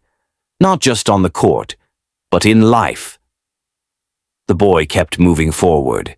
He stayed focused in school, helped at home, and kept volunteering. He didn't forget the chase, the court, or the fear, but he used it to build something better. With the past behind him and new habits in place, the boy began to think about what came next. He had learned a lot about responsibility, trust, and how one decision can change everything. Now he wanted to use those lessons to shape his future. One afternoon, he sat with his grandma at the kitchen table. "I've been thinking," he said. "I want to do something that helps people. Maybe work with kids, or maybe something with cars. Just the right way this time." His grandma smiled. "You've got a good heart," she said, "and you've got choices." That's the gift of learning from your mistakes. You get to decide what kind of person you want to be. At school, he started exploring different paths. He talked to his counselor about careers. He looked into programs that taught auto repair, safety education, and even youth mentoring. He wasn't sure yet, but he felt excited. For the first time in a while, he was dreaming forward, not just looking back. He also kept helping others. He volunteered at the youth center on weekends, sharing his story with kids who were struggling. He didn't try to scare them. He just told the truth. "I messed up," he'd say, "but I learned. And you can learn too, before things get out of control." Some kids listened, others asked questions. A few came back week after week, just to talk. The boy realized that his story mattered, not because it was dramatic, but because it was real. One day, his basketball coach pulled him aside. "You've grown a lot," he said. "You're not just a player anymore. You're a role model." The boy felt proud. He had come a long way, from running through fields in a stolen car to standing in front of younger kids, helping them make better choices. At home, things were peaceful. He and his dad worked on small car projects together. His grandma trusted him to run errands. He kept his license safe and followed every rule. No speeding, no shortcuts, no secrets. He even started writing down his thoughts, little notes about what he'd learned, what he hoped for, and what he wanted to remember. One note said, "Mistakes don't define you. What you do next does." That became his motto. Whenever he felt unsure, he read it again. The boy had come a long way, from the night he ran from the police to the day he stood in front of his school and shared his story. Every step had taught him something. He had learned about responsibility, trust, and the power of second chances. But now, something new was growing inside him, a sense of possibility, a feeling that maybe, just maybe, he could build a future that was bigger than the mistake he'd made. It started with small thoughts. What kind of job would he want? What kind of person did he want to be? Could he go to college? Could he help others in a bigger way? He didn't have all the answers, but he had ideas. He liked working with his hands, fixing things. He liked talking to younger kids, helping them understand tough stuff in simple ways. He liked being part of a team, on the court, in the community, even at home. One afternoon, he sat with his school counselor. "I'm not sure what I want to do," he said, "but I know I want to do something that matters." The counselor smiled. "That's a great place to start," she said. "Let's look at your strengths." They made a list together. Good listener, patient, calm under pressure, strong communicator, hands-on learner, leader on the basketball team, volunteer at the youth center. "You've got a lot going for you," she said. "Have you thought about youth work? Or maybe something in public safety, even auto repair or mechanics?" He nodded. "I've thought about all of those," he said. "I just don't want to mess up again." The counselor leaned in. "You've already shown you can learn from your mistakes. That's one of the most important skills there is." That night, he talked to his grandma. "Do you think I could go to college?" he asked. She looked at him with warmth. "I think you could do anything you set your mind to," she said. "You've got grit. You've got heart. And you've got a story that can help others." He smiled. "I want to make you proud." "You already do," she said. Over the next few weeks, he started exploring options. He visited a local technical school and talked to students in the auto repair program. He shadowed a youth worker at the center and asked questions about what the job was like. He even looked into programs that trained people to become police officers, not because he wanted to chase people, but because he wanted to protect them. "I used to be afraid of police," he told one officer during a ride-along. "Now I want to understand what they do." The officer nodded. "We're here to help," he said. "And people like you, who've been through it, can make a big difference." The boy kept learning. He read books about leadership and decision-making. He watched videos about careers and college life. He talked to his coach, his dad, his grandma, and even the officer who had first chased him. "You've got something special," the officer said. "You've got insight. You've got empathy." That's rare. One weekend, he helped organize a community event at the youth center. There were games, food, and workshops about safety and choices. He led a session for middle schoolers called "What I Wish I Knew." He stood in front of the group and spoke from the heart. "I used to think I had to figure everything out on my own," he said. "But I learned that asking for help isn't weakness, it's strength." He told them about the chase, the court, the fear, and the long road back. He didn't make excuses. He didn't try to sound perfect. He just told the truth. After the session, a girl came up to him. "My brother's been getting into trouble," she said. "I'm scared for him." The boy listened. "Tell him what you told me," he said. "And if he wants to talk, I'm here." She nodded. "Thanks," she said. "You're really brave." He didn't feel brave, but he felt useful, and that mattered. At school, he kept working hard. His grades improved. His teachers noticed. His coach gave him more leadership roles. He started thinking about applying for scholarships, not just for sports, but for community service. One day, his counselor handed him a flyer. "There's a program for students who've overcome challenges," she said. "You'd be a great fit." He read the flyer carefully. It talked about resilience, growth, and leadership. It felt like it was written for him. He applied. He wrote an essay about his journey, how one night changed everything, and how he chose to change himself. He wrote about his grandma's wisdom, his dad's quiet strength, and the officer who treated him like a person, not just a problem. Weeks later, he got a letter in the mail. He had been accepted. The program would help him prepare for college, connect with mentors, and even offer financial support. He showed the letter to his grandma. She cried. "I knew you could do it," she said. He hugged her tight. "I'm going to make the most of this," he said. This is the story of a 16-year-old boy who made a dangerous decision one night, and how that moment became the start of something much bigger. It's a story about fear, consequences, and the long road to earning back trust. But most of all, it's about growth, resilience, and the power of choosing a better path. It began with a car. The boy didn't have a license, only a permit, and he didn't have permission to drive. But late one night, he took a family member's car and sped through town. When police tried to stop him, he panicked and ran. Not once, but twice. He drove recklessly through fields and neighborhoods, reaching speeds over 100 miles per hour. Spike strips were deployed, police cars were damaged, and officers were left frustrated and concerned. Eventually, the boy returned home.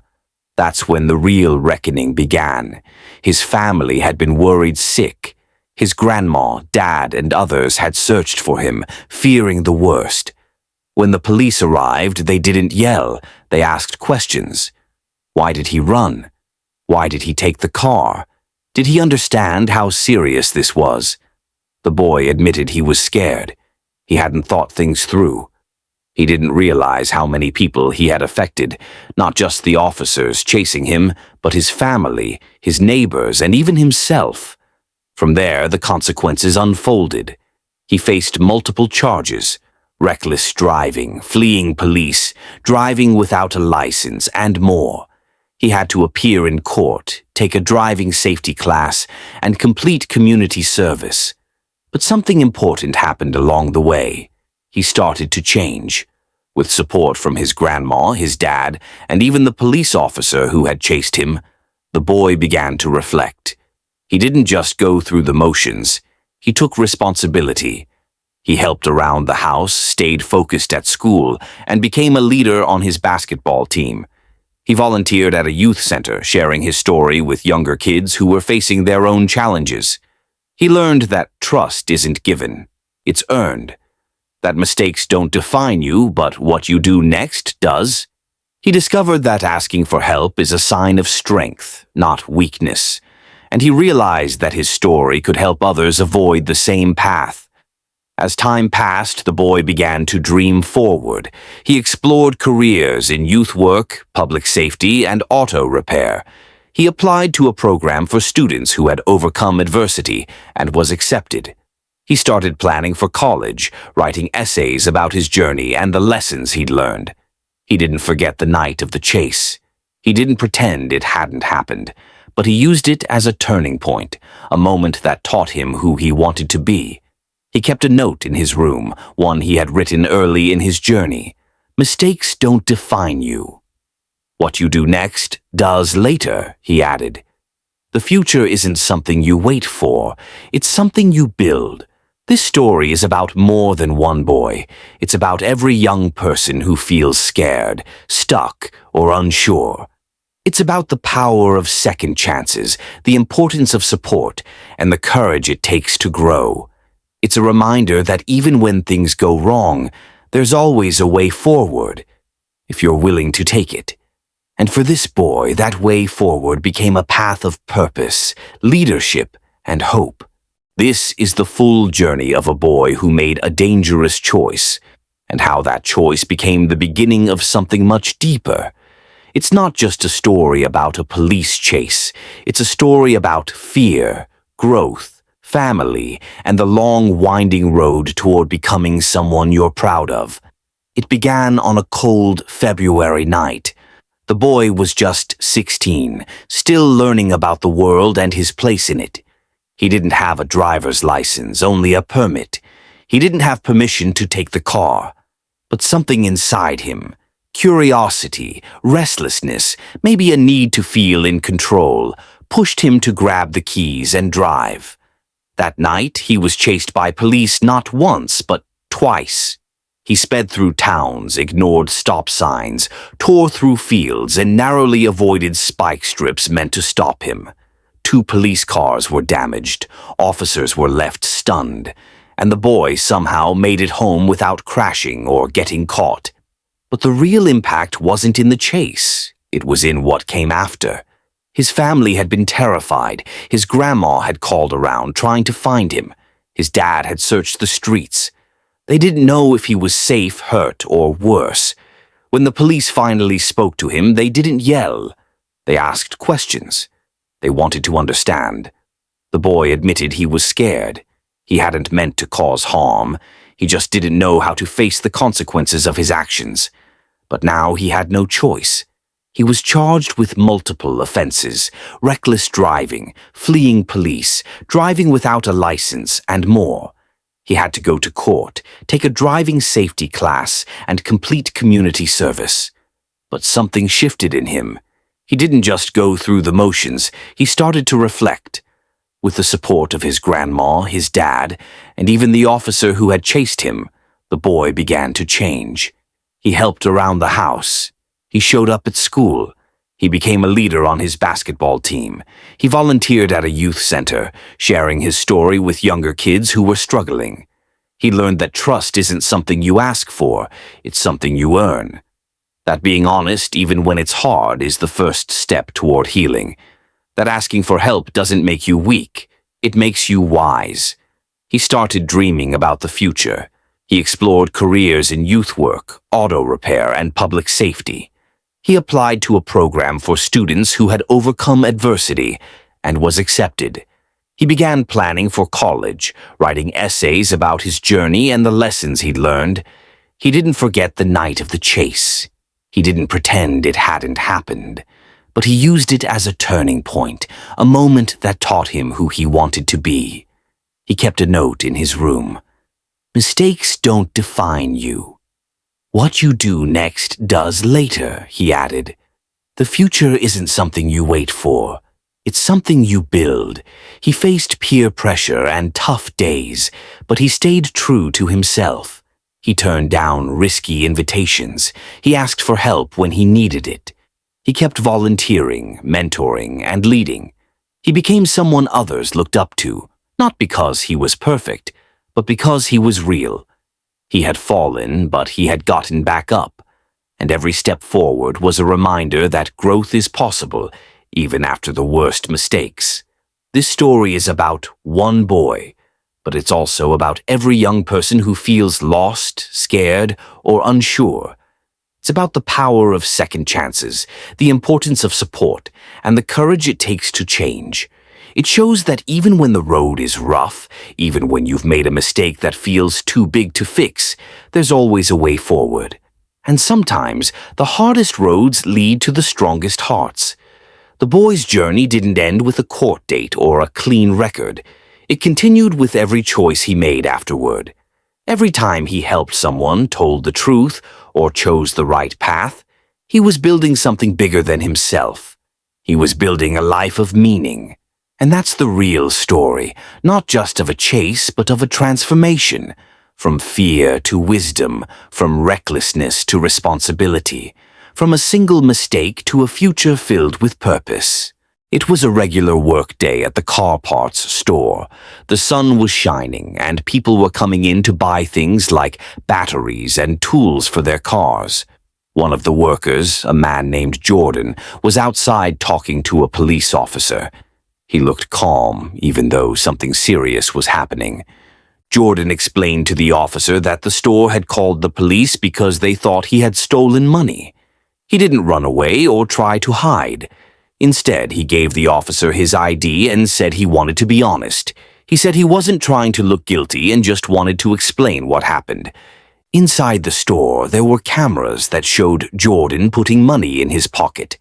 But Jordan said the cameras only showed part of the story. They showed him inside the store, but not what happened outside. He said that made things confusing because it didn't show everything. Jordan talked about a customer who had been coming to the store for months. This customer would ask for a refund, which means getting money back for something they returned. But instead of waiting at the register, the customer would go outside pretending to work on his car. Jordan would then bring the money outside and give it to him. The store manager told the police that Jordan had been giving refunds to this customer, but the customer said he never got the money. The manager said Jordan kept the money for himself. There were pictures and videos showing Jordan putting money in his pocket, and the manager said it happened more than once. Jordan tried to explain that he wasn't the only one involved. He said that every refund needed a manager's approval. That means a manager had to type in a special code to make the refund happen. Jordan said he couldn't do it alone. He also said that one of the managers helped with the refunds and gave him part of the money. The police listened carefully. They asked questions to understand what really happened. Jordan said he should have been smarter and noticed something was wrong. He admitted that he made a mistake by trusting the customer too much. He said he didn't know the customer personally and was just trying to help. The manager said the total amount of money that went missing was about $900. That's a lot of money. Jordan said he didn't take all of it, but the store had proof that he did. They had videos, receipts, and even a statement from Jordan saying he had taken the money. The police explained that because the amount was so high, it was considered a serious crime. It was called grand theft, which means stealing something worth a lot of money. Jordan was told he couldn't come back to the store anymore. If he did, he could be arrested again. Even though Jordan said he didn't get all the money, the police had enough evidence to arrest him. They asked him to turn around so they could put handcuffs on him. Jordan didn't fight or argue. He said he should have been smarter and that he learned a lesson. As the police took him away, they said he would see a judge the next day. The judge would decide what would happen next. Jordan said he could pay the money back if needed, but it was too late. He was taken to jail and the store was left to figure out how to fix the problem. Before things got serious, Jordan had been working at the car parts store for a while. He knew how to help customers, how to handle money, and how to use the computer system to give refunds. A refund is when someone returns something they bought and gets their money back. Jordan had done this many times before, so it felt like just another part of his job. One day, a man started coming to the store often. He didn't act like most customers. Instead of staying inside and talking to the workers at the counter, he would go outside and pretend to work on his car. He would ask for a refund, but instead of waiting for it at the register, he'd say, "Just bring it out to me." Jordan thought this was strange, but he didn't want to cause trouble. He wanted to be helpful, so he started bringing the money outside to the man. At first, it didn't seem like a big deal. Jordan thought he was just doing his job in a different way. But the store had rules. Refunds were supposed to be done at the register, with the customer standing there. That way, everything could be seen clearly on the cameras. When Jordan gave the money outside, the cameras couldn't see what was happening. That made things confusing later. The man kept coming back asking for more refunds. Jordan kept giving him money outside. After a while, the store managers noticed something wasn't right. They saw that money was missing and the records didn't match what was supposed to happen. They started watching the cameras more closely. One manager saw Jordan putting money in his pocket. That was a big problem. Even though Jordan said he was just holding it to give to the customer, the video didn't show him handing it over. It only showed him taking the money and walking away. The manager started asking questions. They looked at the receipts and the computer records. They saw that the same customer kept getting refunds, and Jordan was always the one helping him. They also noticed that the customer never came inside to get the money. That made them suspicious. Jordan said he wasn't doing anything wrong. He said the customer asked for the money outside, and he was just trying to help. But the managers didn't believe him. They said the customer claimed he never got the money. That meant someone had to be lying. The store decided to call the police. They wanted to figure out what really happened. They gave the police the videos, the receipts, and everything they had. They said Jordan had taken money more than once, and it added up to a lot. Jordan tried to explain that he wasn't the only one involved. He said a manager had to approve the refunds by typing in a special code. That meant someone else knew what was happening. He also said that one of the managers gave him part of the money, like they were sharing it. The police listened and asked more questions. They wanted to know who approved the refunds and why the customer kept coming back. Jordan said he didn't know the customer personally and was just doing what he thought was right. But the police said it didn't matter. The rules were broken and money was missing. Jordan started to realize that things were worse than he thought. He said he should have been smarter and more careful. He said he trusted the customer too much and didn't think about how it looked to others. He didn't mean to cause trouble, but now he was in it. The store had proof, and the police had enough to make a decision. Jordan was going to be arrested. He didn't fight or argue. He said he learned a lesson and would be more careful in the future. This was how the trouble started. A few small choices turned into a big problem. Jordan didn't mean to do anything wrong, but the way things looked made it hard to believe his story. Now he had to deal with what came next. After Jordan was taken away by the police, the store wasn't finished with the situation. The managers wanted to understand how this had gone on for so long, without anyone noticing. They started looking through all the records, every refund, every receipt, every video. They wanted to make sure they didn't miss anything. They found that the same customer had come in many times over several months. Each time he asked for a refund, and each time Jordan was the one who helped him. The customer never stayed at the counter. He always went outside and Jordan followed with the money. That pattern happened again and again. The managers also looked at the computer system. They saw that each refund needed a manager's approval.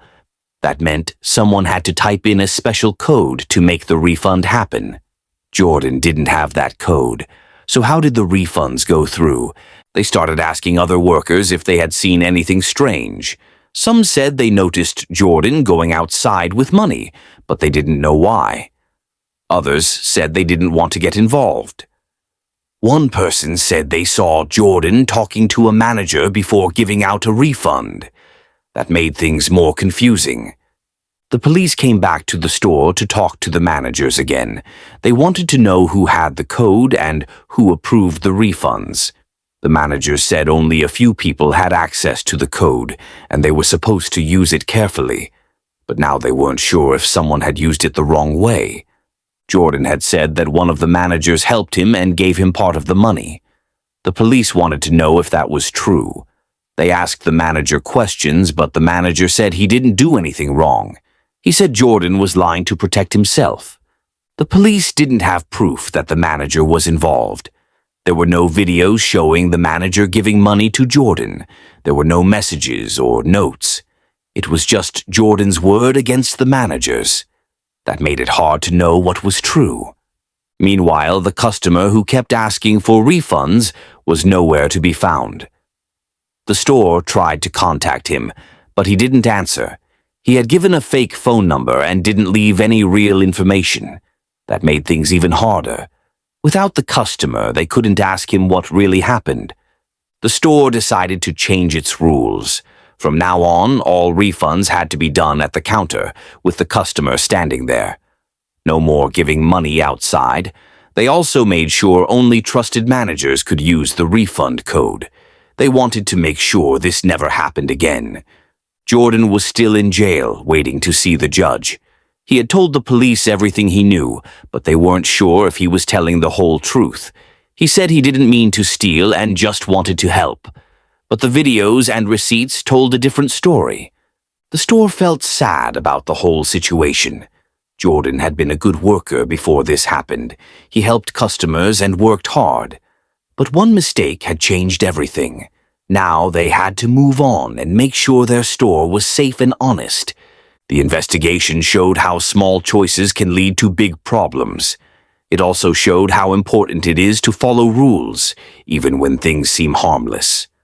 Jordan didn't think giving money outside was a big deal, but it turned into something serious. Now the store had to rebuild trust and make sure everyone followed the right steps. After spending the night in jail, Jordan was brought to court the next morning. He sat quietly in a small room with other people who had also been arrested. Everyone waited for their turn to talk to the judge. Jordan didn't know what would happen, but he hoped he could explain everything and maybe get a second chance. When it was Jordan's turn, he walked into the courtroom. The judge sat high up behind a big desk. There were lawyers, police officers, and other people watching. Jordan stood in front of the judge feeling nervous but trying to stay calm. The judge asked Jordan if he understood why he was there. Jordan said yes. He knew he was being accused of stealing money from the store where he worked. The judge said the crime was called grand theft, which meant stealing something worth a lot of money. In Jordan's case, it was around $900. Jordan's lawyer spoke next. He said Jordan had never been in trouble before and had always worked hard. He said Jordan didn't mean to steal and was just trying to help a customer. He asked the judge to be fair and give Jordan a chance to explain. Then the judge asked Jordan to speak. Jordan said he was sorry for what happened. He said he didn't think he was doing anything wrong at the time. He thought he was helping someone who needed a refund. He admitted that he should have followed the store's rules and kept everything at the counter. Jordan also said he didn't take all the money. He said some of it went to the customer and some might have been handled by a manager. But he admitted that he made a mistake by not asking more questions and by trusting someone he didn't really know. The judge listened carefully. He said that even if Jordan didn't mean to steal, the way things looked made it hard to believe his story. The videos showed Jordan putting money in his pocket. The receipts showed refunds that didn't match. And the customer had disappeared, which made things even more suspicious. The judge said that stealing from a workplace was serious. It broke trust and made people feel unsafe. But he also said that Jordan had been honest during the investigation and didn't try to run away. That showed he was willing to take responsibility. Jordan's punishment wasn't decided right away. The judge said they needed more time to look at the evidence and talk to the store. Jordan was allowed to go home, but he had to promise to come back to court when asked. He also had to stay away from the store and not talk to anyone involved. Jordan felt a mix of relief and worry. He was glad he didn't have to stay in jail, but he knew the problem wasn't over. He had to wait and see what the judge would decide. He hoped that being honest and saying sorry would help. Back at home, Jordan thought about everything that had happened. He remembered how it started with just one refund outside the store. He thought about how he should have asked for help or told someone when things felt strange. He realized that even small choices can lead to big problems. Jordan decided to learn from his mistake. He wanted to be better and make smarter choices. He knew that trust was important, and once it was broken, it was hard to fix. He hoped that someday people would see that he was trying to do the right thing. After going home from court, Jordan had a lot of time to think. He sat in his small apartment looking out the window, wondering how everything had gone so wrong. Just a few weeks ago, he was working hard, helping customers and feeling proud of his job. Now he was waiting to find out if he'd be punished for something he didn't fully understand at first. Jordan started writing down what had happened. He wanted to remember every detail, how the customer asked for money outside, how the refunds were approved, how the manager acted, and how he felt during each moment. Writing helped him see things more clearly. He realized that even though he didn't mean to steal, he had broken the rules. He thought about trust. The store had trusted him to handle money and help people. The managers trusted him to follow the rules. The customers trusted him to be honest. And now that trust was broken. Jordan felt sad about that. He didn't want people to think he was a bad person. Jordan also thought about the customer who kept asking for refunds. Why did he always go outside? Why didn't he wait at the counter like everyone else? Jordan realized that the customer might have been tricking him. Maybe the customer knew that giving money outside would look suspicious. Maybe he planned it that way. Jordan felt angry, but mostly at himself. He wished he had asked more questions. He wished he had told the manager when things felt strange. He wished he had said no when the customer asked for money outside. But he didn't. He went along with it, and now he was paying the price. He decided to make changes. He wanted to be more careful in the future. If he ever got another job, he would follow every rule, even the small ones. He would speak up if something didn't feel right.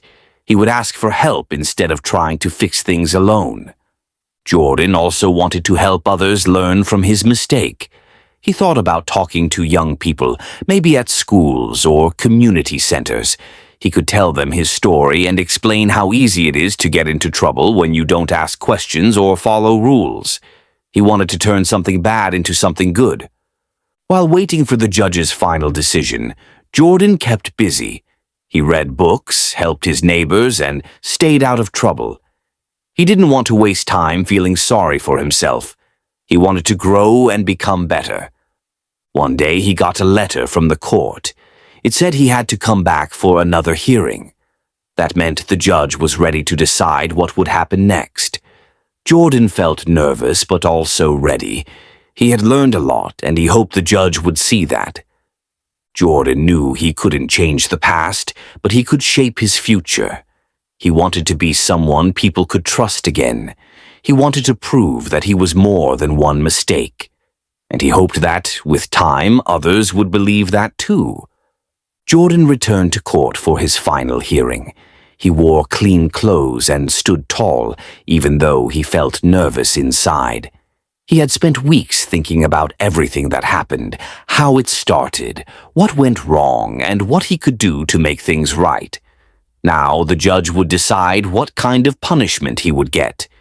The courtroom was quiet as the judge looked over the papers. There were videos, receipts, and Jordan's own statement. The judge also read letters from people who knew Jordan. Some were from neighbors, others from old co-workers. They said Jordan was kind, helpful, and had never caused trouble before. Jordan's lawyer spoke first. He said Jordan had learned a big lesson and was trying to change. He asked the judge not to send Jordan to jail again. Instead, he asked for something called probation. That meant Jordan could stay free but had to follow strict rules for a while. The judge listened carefully. He said the case was tricky. Jordan didn't act like someone who wanted to steal, but the way he handled the money was wrong. Giving refunds outside the store, not following the rules, and trusting someone without proof had caused a lot of problems. Then the judge spoke directly to Jordan. He said, "You made a mistake, but you didn't try to hide it. You told the truth and showed that you want to do better. That matters." Jordan nodded. He felt a mix of relief and sadness. He knew he had hurt the store's trust, and he couldn't take that back. But he was glad the judge saw that he was trying to fix things. The judge gave his decision. Jordan would not go back to jail, but he would be on probation for 1 year. That meant he had to meet with a probation officer regularly, stay out of trouble, and follow all the rules. If he broke any of them, he could be sent to jail again. Jordan also had to pay back the money. Even though he said he didn't take all of it, the court decided he was responsible. He would pay it back little by little, each month, until it was done. After the hearing, Jordan walked outside and took a deep breath. The sky was cloudy, but he felt lighter. He wasn't free from the problem, but he had a chance to move forward. He promised himself he would never make the same mistake again. He started looking for a new job. It wasn't easy. Some places didn't want to hire someone with a record. But Jordan kept trying. He told the truth in interviews and explained what he had learned. One day, a small shop gave him a chance. They said everyone deserves a second chance. Jordan worked hard, followed every rule, and earned trust again. He didn't forget what happened at the car parts store. It stayed with him, like a scar that reminded him to be careful, honest, and brave enough to speak up when something feels wrong. His story wasn't perfect, but it was real, and it showed that even when things go wrong, people can learn, grow, and find a way to make things right. Jordan's new job at the small shop was different from the car parts store. It was quieter with fewer customers, and the team was small. The owner, a kind older man named Mr. Lewis, had heard Jordan's story and decided to give him a chance. "Everyone messes up," Mr. Lewis said. "What matters is what you do after." Jordan worked hard every day. He arrived early, cleaned the counters, helped customers with a smile, and made sure every sale was done by the book. He didn't touch the refund system unless someone else was watching. He wanted to prove that he could be trusted again. At first, some of the other workers were unsure about him. They had heard rumors and didn't know if he was honest. But Jordan didn't let that stop him. He kept doing his job well, and slowly, people started to see that he was serious about changing. One day, a customer came in and asked for a refund. Jordan felt nervous. The customer had a receipt and a broken item, but Jordan didn't want to make any mistakes. He called Mr. Lewis over and explained everything. Together, they handled the refund properly, with the customer standing at the counter and the camera recording. After the customer left, Mr. Lewis smiled and said, "That's how it's done." "You're doing great," Jordan felt proud.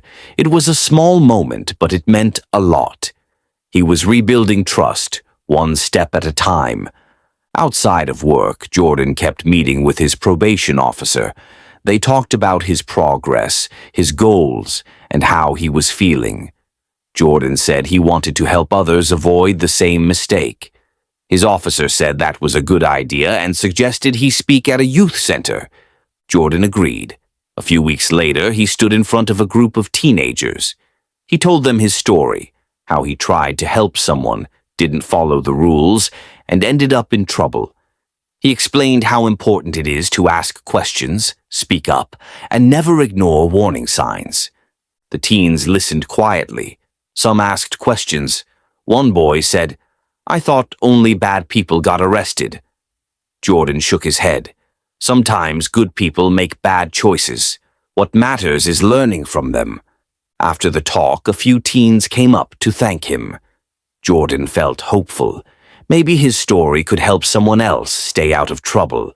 Maybe his mistake could turn into something useful. At home, Jordan kept writing in his notebook. He wrote about trust, honesty, and the power of second chances. He didn't know what the future would hold, but he knew he was on the right path. He had faced the consequences, learned from them, and was working to become someone others could rely on. He still thought about the car parts store sometimes. He wondered if the managers ever forgave him, or if the customer who tricked him ever felt guilty. But he didn't let those thoughts take over. He focused on what he could control, his actions, his choices, and his future. Jordan's journey wasn't easy, but it was real. He had fallen, gotten back up, and kept walking.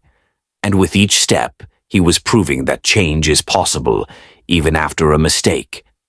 Months passed, and Jordan's life slowly began to feel normal again. He had finished his probation without any problems. He had paid back the money little by little until the debt was gone. He had kept his promise to stay honest, follow the rules, and rebuild trust. Now he was ready to move forward. At the shop, Mr. Lewis gave Jordan more responsibility. He let him train new workers, handle inventory, and even help with planning events. Jordan felt proud. He wasn't just fixing mistakes anymore. He was building something good. One day, Mr. Lewis asked Jordan to speak at a local business meeting. The topic was how to protect your store from mistakes. Jordan stood in front of a room full of shop owners and managers. He told them his story. Not to scare them, but to help them understand how easy it is for things to go wrong when rules aren't clear or when people are afraid to speak up. He explained how important it is to train workers properly, to make sure cameras cover all areas, and to encourage honesty. He said, "If someone feels unsure, they should feel safe asking for help. That's how you protect your business and your people." After the meeting, several people came up to thank him. One manager said, "I never thought about how small things could lead to big problems. Your story helped me see that Jordan smiled. He was turning his past into something useful." Outside of work, Jordan started volunteering at a youth center. He helped teens learn job skills, like how to talk to customers, how to handle money, and how to follow workplace rules. He didn't hide his past. Instead, he used it to teach. "I made a mistake," he told them, "but I learned from it. You can too." The teens respected him. He didn't talk down to them or act perfect. He was real, and that made his lessons stick. One boy said, "You're the first adult who told me the truth about messing up." Jordan nodded. "It's not about being perfect. It's about being honest and trying again." Jordan also kept writing. His notebook was full of thoughts, lessons, and ideas. He started turning his notes into a guide for young workers, something simple, clear, and full of real-life advice. He hoped to share it with schools or job programs someday. He still remembered the car parts store. He didn't hate it or feel bitter. He saw it as the place where he learned one of life's hardest lessons. He had trusted the wrong person, broken the rules, and faced the consequences. But he had also grown, changed, and found a new path. Jordan's story wasn't about being perfect. It was about falling, getting up, and choosing to do better. He knew that mistakes don't have to define a person forever. What matters is what you do next. And Jordan had chosen to build a new beginning.